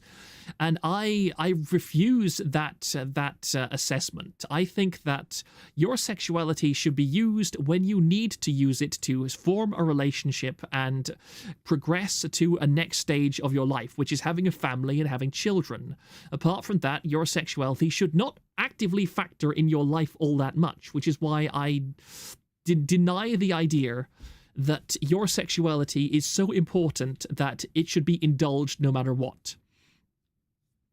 Rogers was obsessed with sex. At least for me, I don't care for sex. I like the idea of an intimate emotional attachment to someone. Sex is whatever, not until after marriage. I mean, yeah, I have no problem with the idea of not being intimate with a woman until marriage.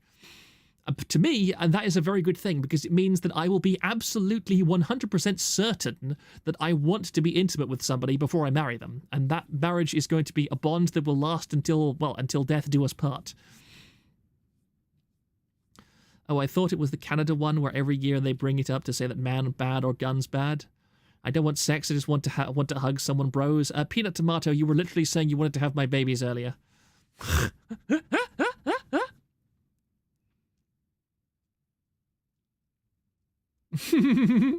Last of the Mohicans, I remember when some midwit in a chat room tried to sound smart by going, Christianity is all about make babies, all of you, and someone just replied one word, monogamy.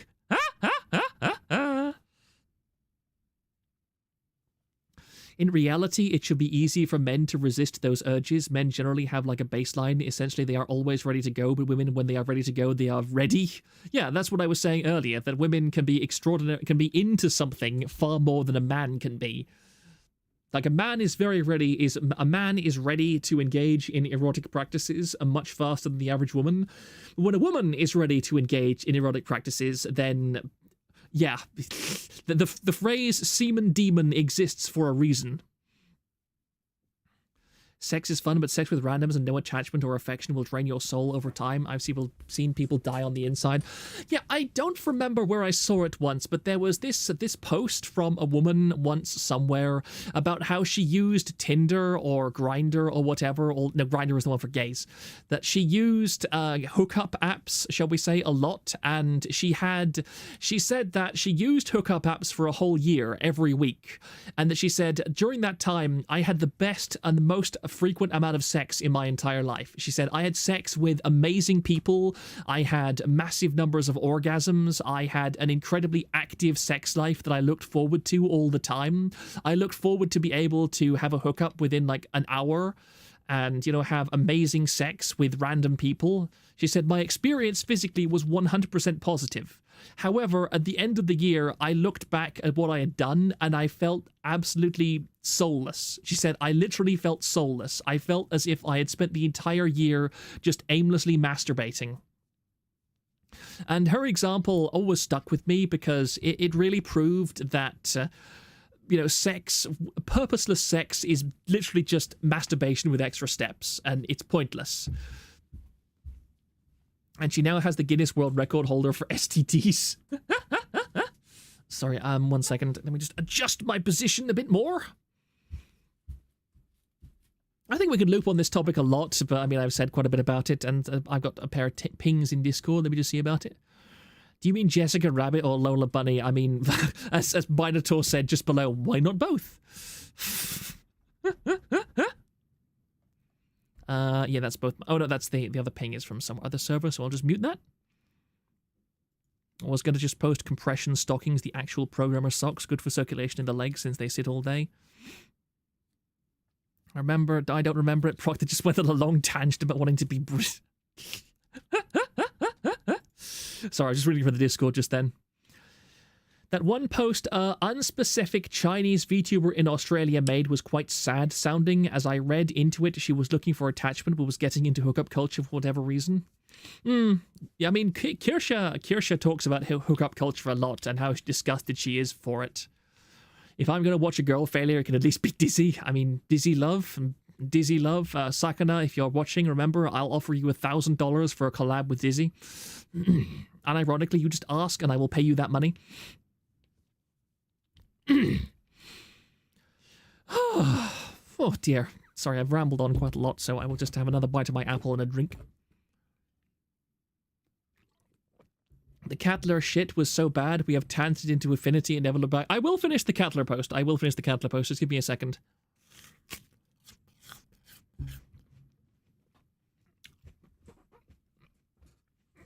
We're now past the 3-hour mark. We'll give it another 30 minutes. Let's make this a 4-hour stream. I feel up for a 4-hour stream. And then we'll be able to go and get something to eat. So let's go back to this. Catler. I just have one more bite of my apple because my throat is starting to get a tiny bit raw. Mm.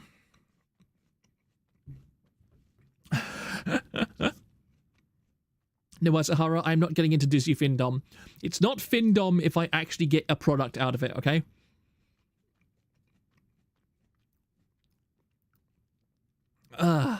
Got to go. Have a good one. Yeah, take care, Danny D. Thank you for your comments. Have I got this on screen properly? Yes, I have. Proctor will have to spend more. Each of her oil barons have probably spent 10k at this point. Damn. Having archived and ordered these events, I cannot conclude without a doubt that Catler was indeed involved in the boy kisser grooming circles. However, his actions cannot be explained otherwise, although there is a slightly possible consideration that he was a victim of these grooming circles. But he has made a foo post alluding that he is in his mid-30s or so, making this even more unlikely. It is also feasible to believe he is a scapegoat who just so happened to be the only one who got caught on the website, but there is even less evidence suggesting this. I love this drama, but I didn't like the scattering of information, the general confusion surrounding it, and users being unaware of where to find this information. This is classic forum drama with a modern coat of paint, and a community effort at that. A large majority of the information wasn't even drawn from my own observations, were from user posts either made publicly or sent to me privately. You are free to draw your own conclusions given the provided evidence.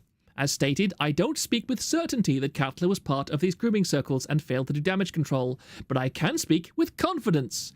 Either way, Catler has nuked his accounts and allegedly turned his password and email into gibberish, so unless he comes back with a desperate sock puppet, we're most likely at the end of this little adventure, and given his general reception during his time on the forums, there's no love lost from Catler's departure. We have Kyle O'Dom, Yif in Hell, etc., etc. Behead DM sodomites, roundhouse kick DM sodomites into the concrete. Oh,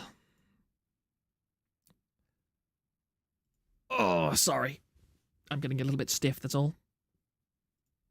It is so cold. But I really love the fact that Osama bin Laden was the savior of this, was the one who dug into all of this. We can thank the Muslims for digging up the furry degenerates. Damn, I'm gonna miss him. Yeah. Oh, my face is tingling for some reason. I hope I'm not getting too cold. Ugh. I'm really looking forward to the warmer days that are hopefully coming up, because the past few months have just been so cold and miserable. I felt very messed up about it all. Oh. Thrang, I just want to note that if there is any posts, I am absolutely terrified of clicking any of these posts because they might end up showing me very unpleasant things that I cannot show on a YouTube stream. So if you want to point me or highlight specific posts that you would like me to continue reading or examining, I'm more than happy to do that. And let me just look back at the Discord for a second. Oh, dear. Oh, yeah. I've been pinged. Click to view attachment. Aha, here we are.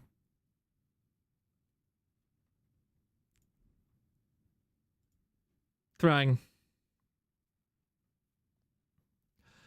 Thrang. Thrang. Thrang. Thrang, thrang, thrang. Thrang. Thrang, thrang, thrang, thrang, thrang. My lad, my man, my Janny, my dearest broom operator.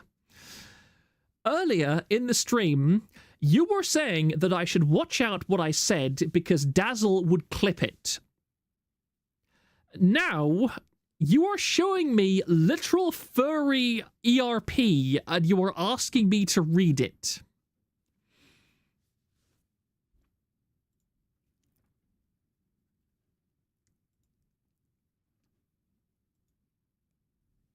Thrang, what is wrong with you? You deserve this.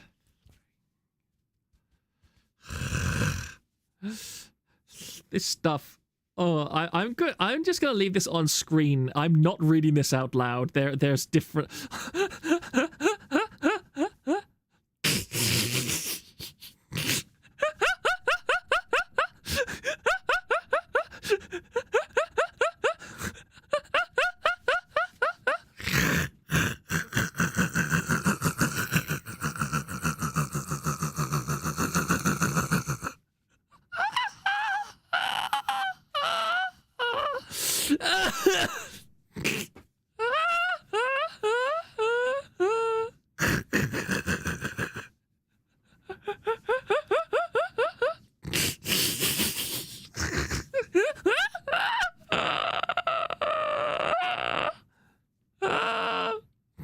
I fell asleep. Why is Thrang showing his fetish?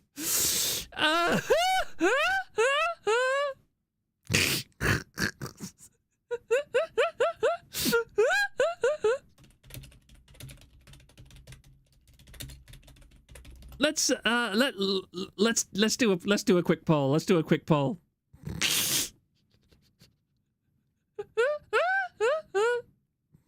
Yes.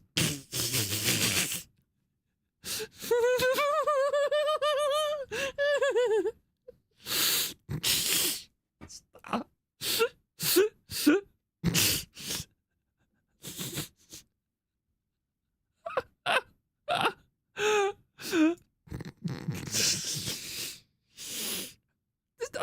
I'm just looking at this.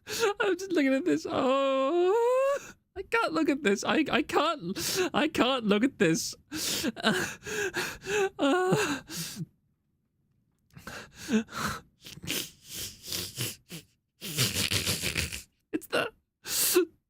It's the apostrophes. It's the apostrophes.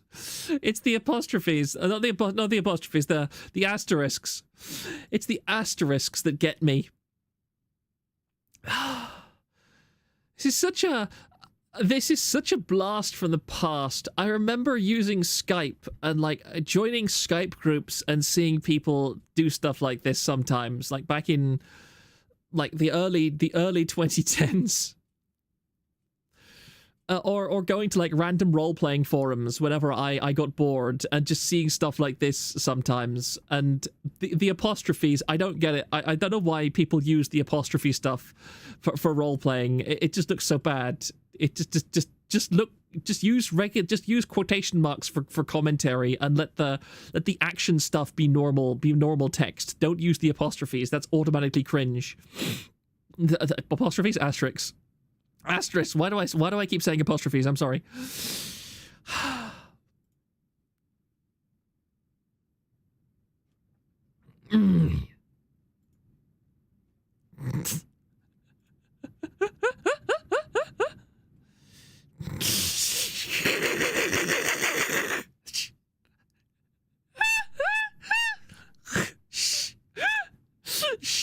Shut up, Thrang. Shut up.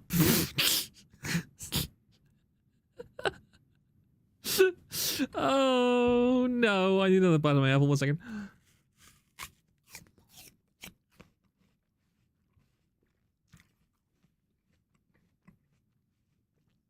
I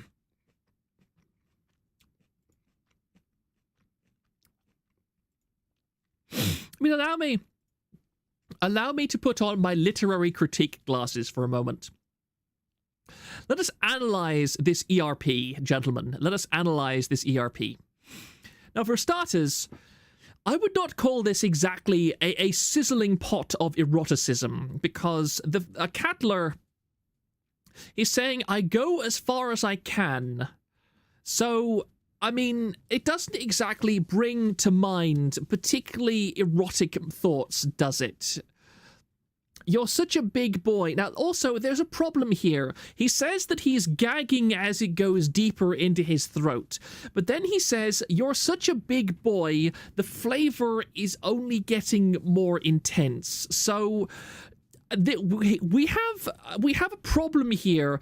If he is currently gagging on the organ in question, how is he exactly?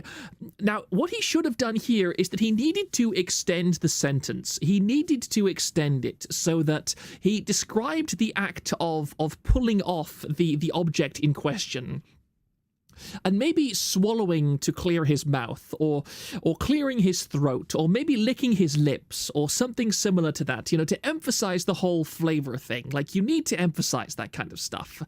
And then only after that, like, maybe he should have also added a few, like, stammering motions there, because he wants to, you want to emphasize, you want to be Thank you. Thank you for entering the asylum. What a time. What a time. We're going to Flavor Town.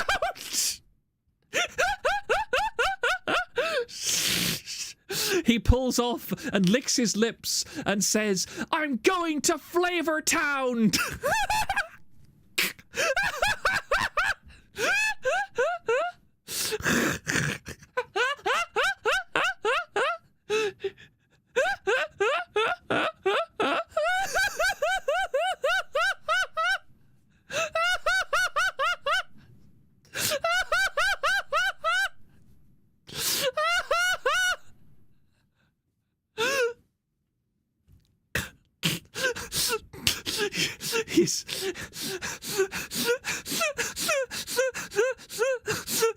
He's visiting Flavor Country.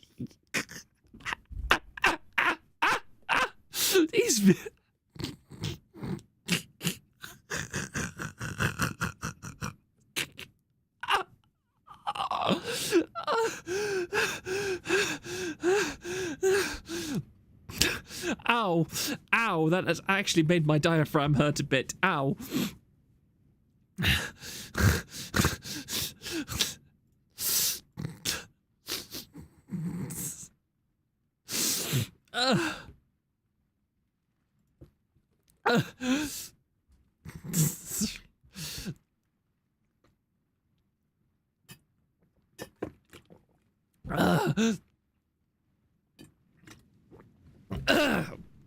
Oh, I nearly choked.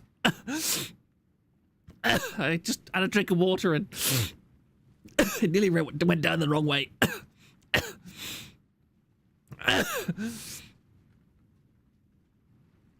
Proctor sounds like he's about to log bait into KF. Oops, sorry.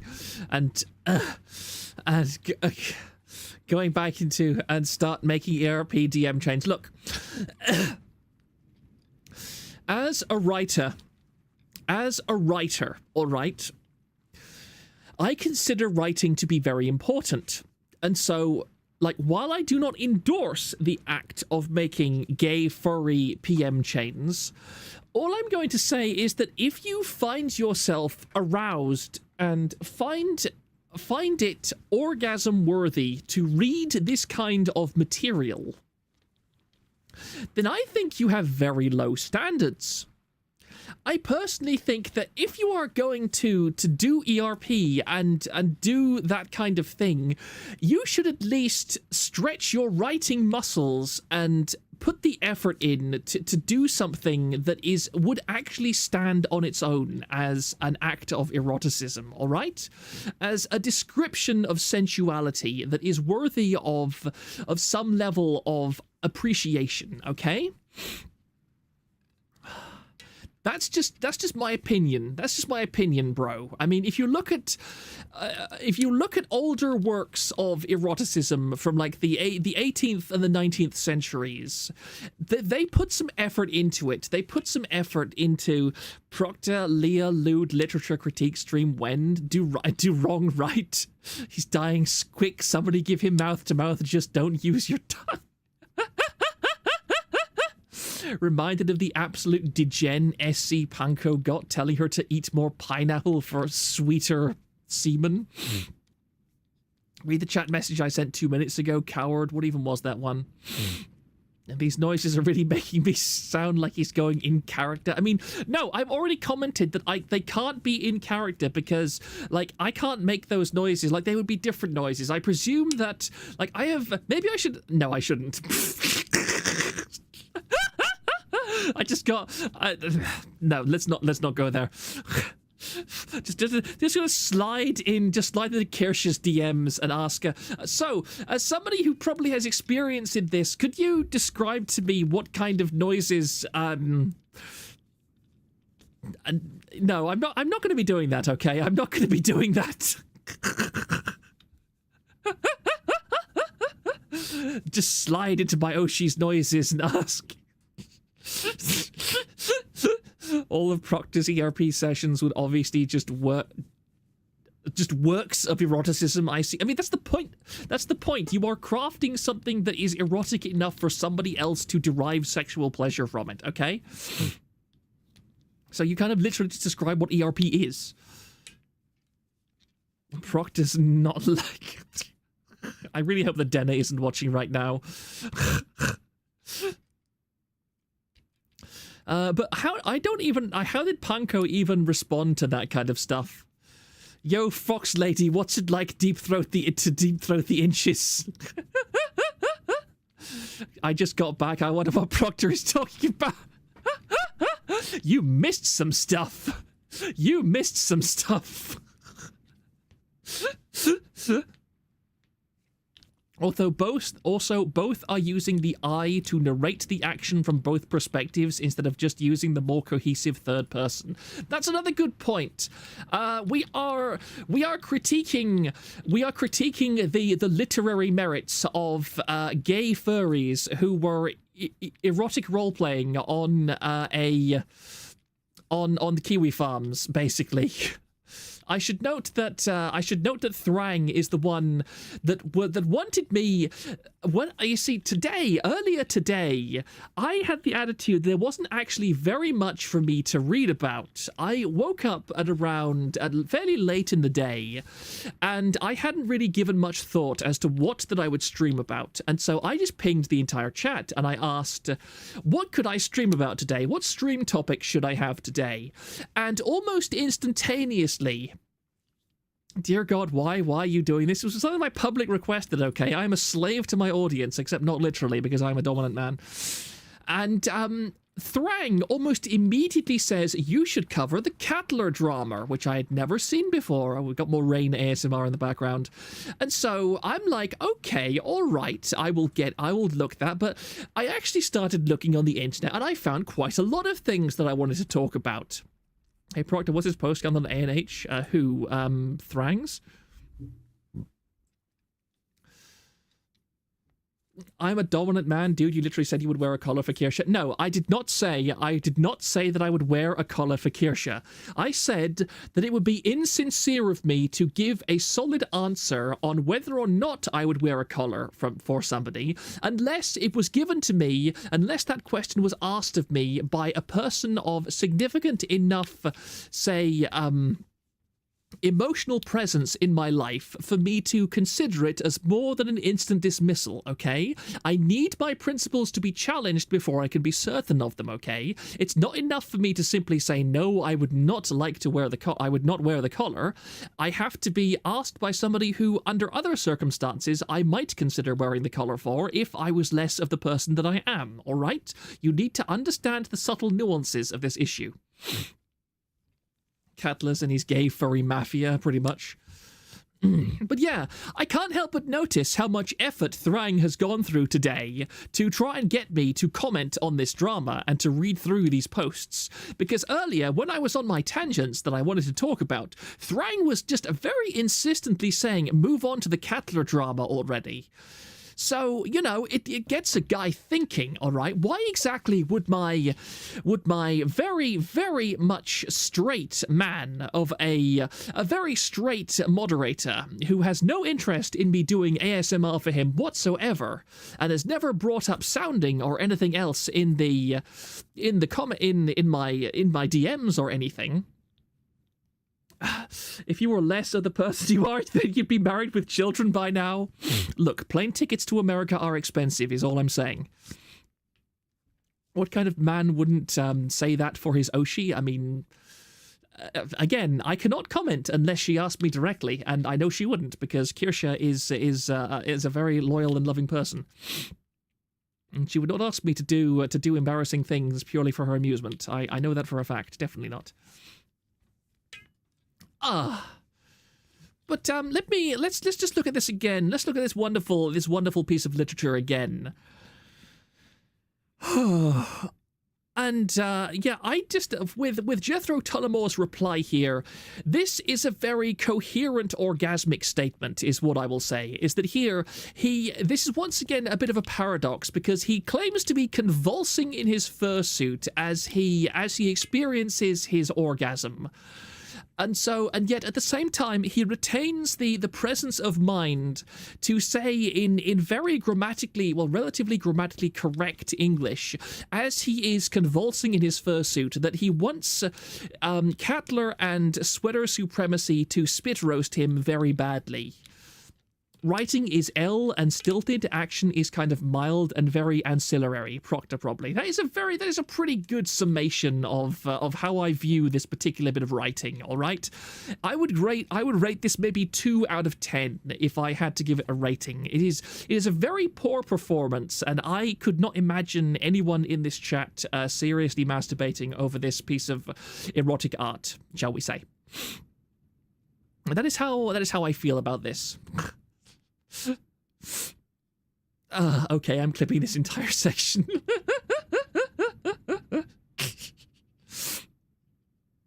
I won't. I'm going to DM her. I will.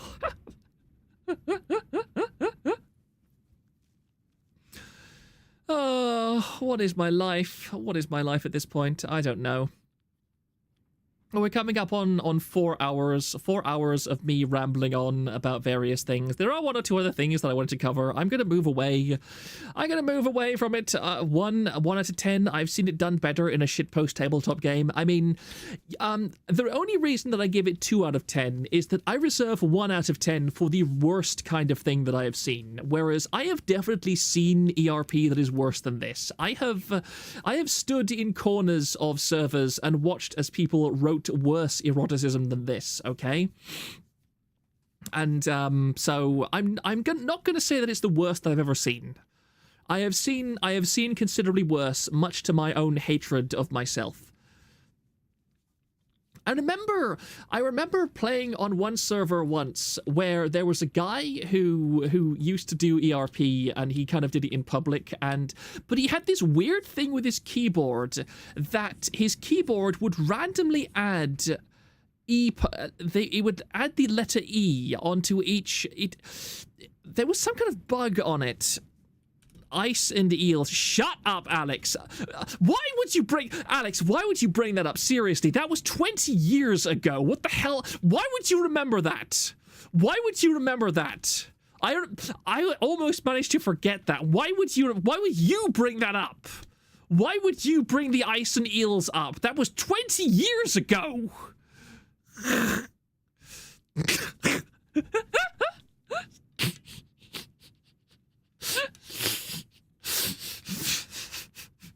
He was there on St. Christmas Day.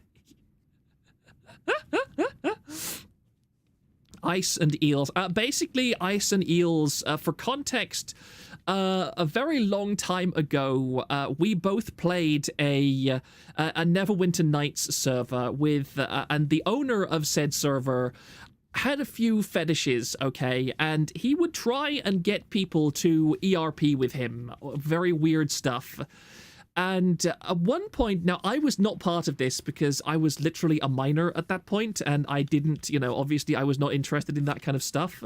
But I heard from third parties that one of the things that he liked to do was, one of the fetishes that he had that he liked to roleplay out was, I think, he had barrels of ice and barrels of eels, and he would like to describe how the eels and the ice interacted inside the body, shall we say. That was as much detail as I was given at the time. But yeah, literally neurodivergent and a minor. Yep, I mean, of course. I mean, it's hard to not be a neurodivergent to the thing that happens to you permanently, so you're always neurodivergent. It's not like I became neurodivergent when I became an adult. I mean, given everything that is available on the internet now, seeing a few descriptions of that stuff in a chat box is not exactly the most scarring thing I was ever exposed to. HYH? What do you mean HYH?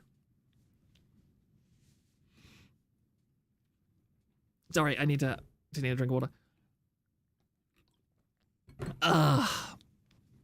What? Oh, okay, if that's what you mean. This is an encounter that almost predates my age, Lamau. Yeah, why do the British keep committing crimes against eelkite? Look, it wasn't me, and nothing to do with me. This was the DM. This was the DM of this guy that ran this server, and basically, we liked the server itself because it was a style of server that we really enjoyed, and it was nothing to do with... here's the thing, that it wasn't an ERP server, okay? That Neverwinter Nights at the time, ERP servers were all social servers, and we didn't go on those servers. But this was a server, a zombie survival server, and we enjoyed that style of server a great deal. And so we played this server, but we just tolerated the fact that the DM was a guy who very obviously liked to do his weird kink fetish ERP stuff in the back rooms of like the survivor holdouts, with his OC donut steel characters, which were completely overpowered because we would just be killing zombies. I did a supercut of the satisfied noises every time Proctor takes a drink of water. I mean, unlike other people, I very much enjoy water. We have a water filter, actually, a special water filter that purifies water and gives it a very nice taste. I keep myself hydrated. You do not need a hydrate redeem in my chat, definitely. As if eels will be any better. But yeah, those were the kind of things that I was aware of existing during my time playing early Neverwinter Nights. And then, of course, Neverwinter Nights, the master servers went down, and slowly the only servers left were social servers, which was very sad, because all the good role-playing servers kind of shut down. And now, fortunately, they're back again because of Neverwinter Nights Extended Edition? Enhanced Edition, sorry. Why did I say Extended Edition? Sorry. You know, you can take this screenshot off the stream right now? Okay, fine. Alright. Do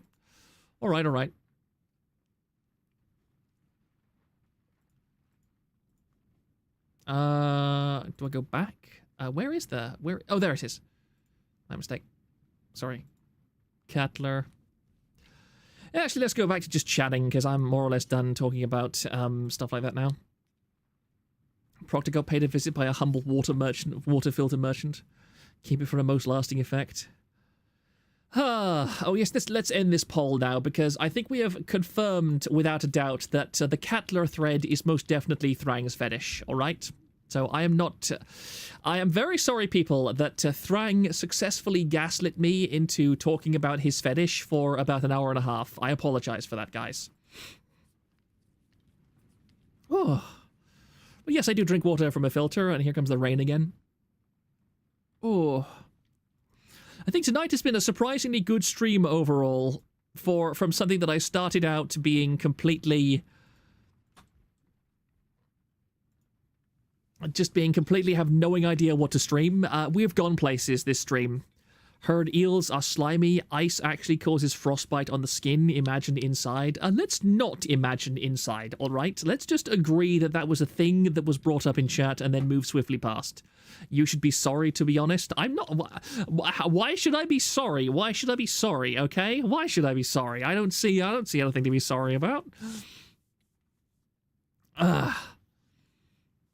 Oh yeah, you weren't here when I talked about Alex. You'll be pleased and happy with me for one thing at least, because next Wednesday I am going to be doing at least one chapter's worth of economics in one lesson, which I decided is going to be a thing from now on. Every Wednesday stream at least, maybe Monday streams too, I'm going to read at least one chapter from economics in one lesson, because I feel that chat needs to get educated. They need to get educated.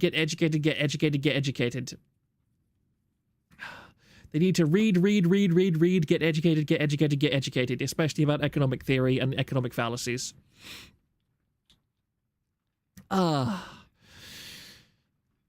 I like Proctor's fireplace, pretty nice. Education correction, yes. Chat is going to be education corrected. Correction is needed. Education correction is needed. Yeah, but I have been wanting to just do my streams, just do streams on a bit more serious topics now and again. We talked with details about why a gender-swapped person would be infertile, but now you don't want to go deeper on this topic. I mean, so it's going to be more than one lesson. I want my money back. You haven't paid me any money yet. You haven't paid me any money yet.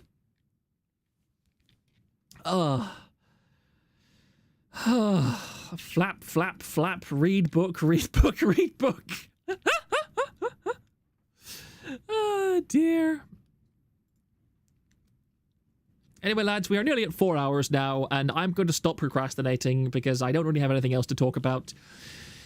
I am very grateful for everybody who has come to this stream, and now, man, I'm going to get educated in economy by an Anglo. You're a Russian, you know. You're just a communist planned economy guy already. But I'm going to end stream at this point, and I am going to lie to go and have something to eat. I'm going to have something to eat now, definitely. Good stream. Get learned, get learned, get learned, get learned, get learned. Flip, flip, flip. Get educated, get educated, get educated. 07, thanks for the stream. Yeah, I'll see you guys on Wednesday. I've definitely got more stuff to talk about now. There's a few tabs we didn't cover, so that can be the basis of my next stream. And I'm very grateful for you all being here for me to natter at and discuss things with. And thank you very much for helping me conclude that this is definitely Thrang's fetish. I will see you all on Wednesday. Good night, my dearest, my dearest companions, in a very, very platonic fashion.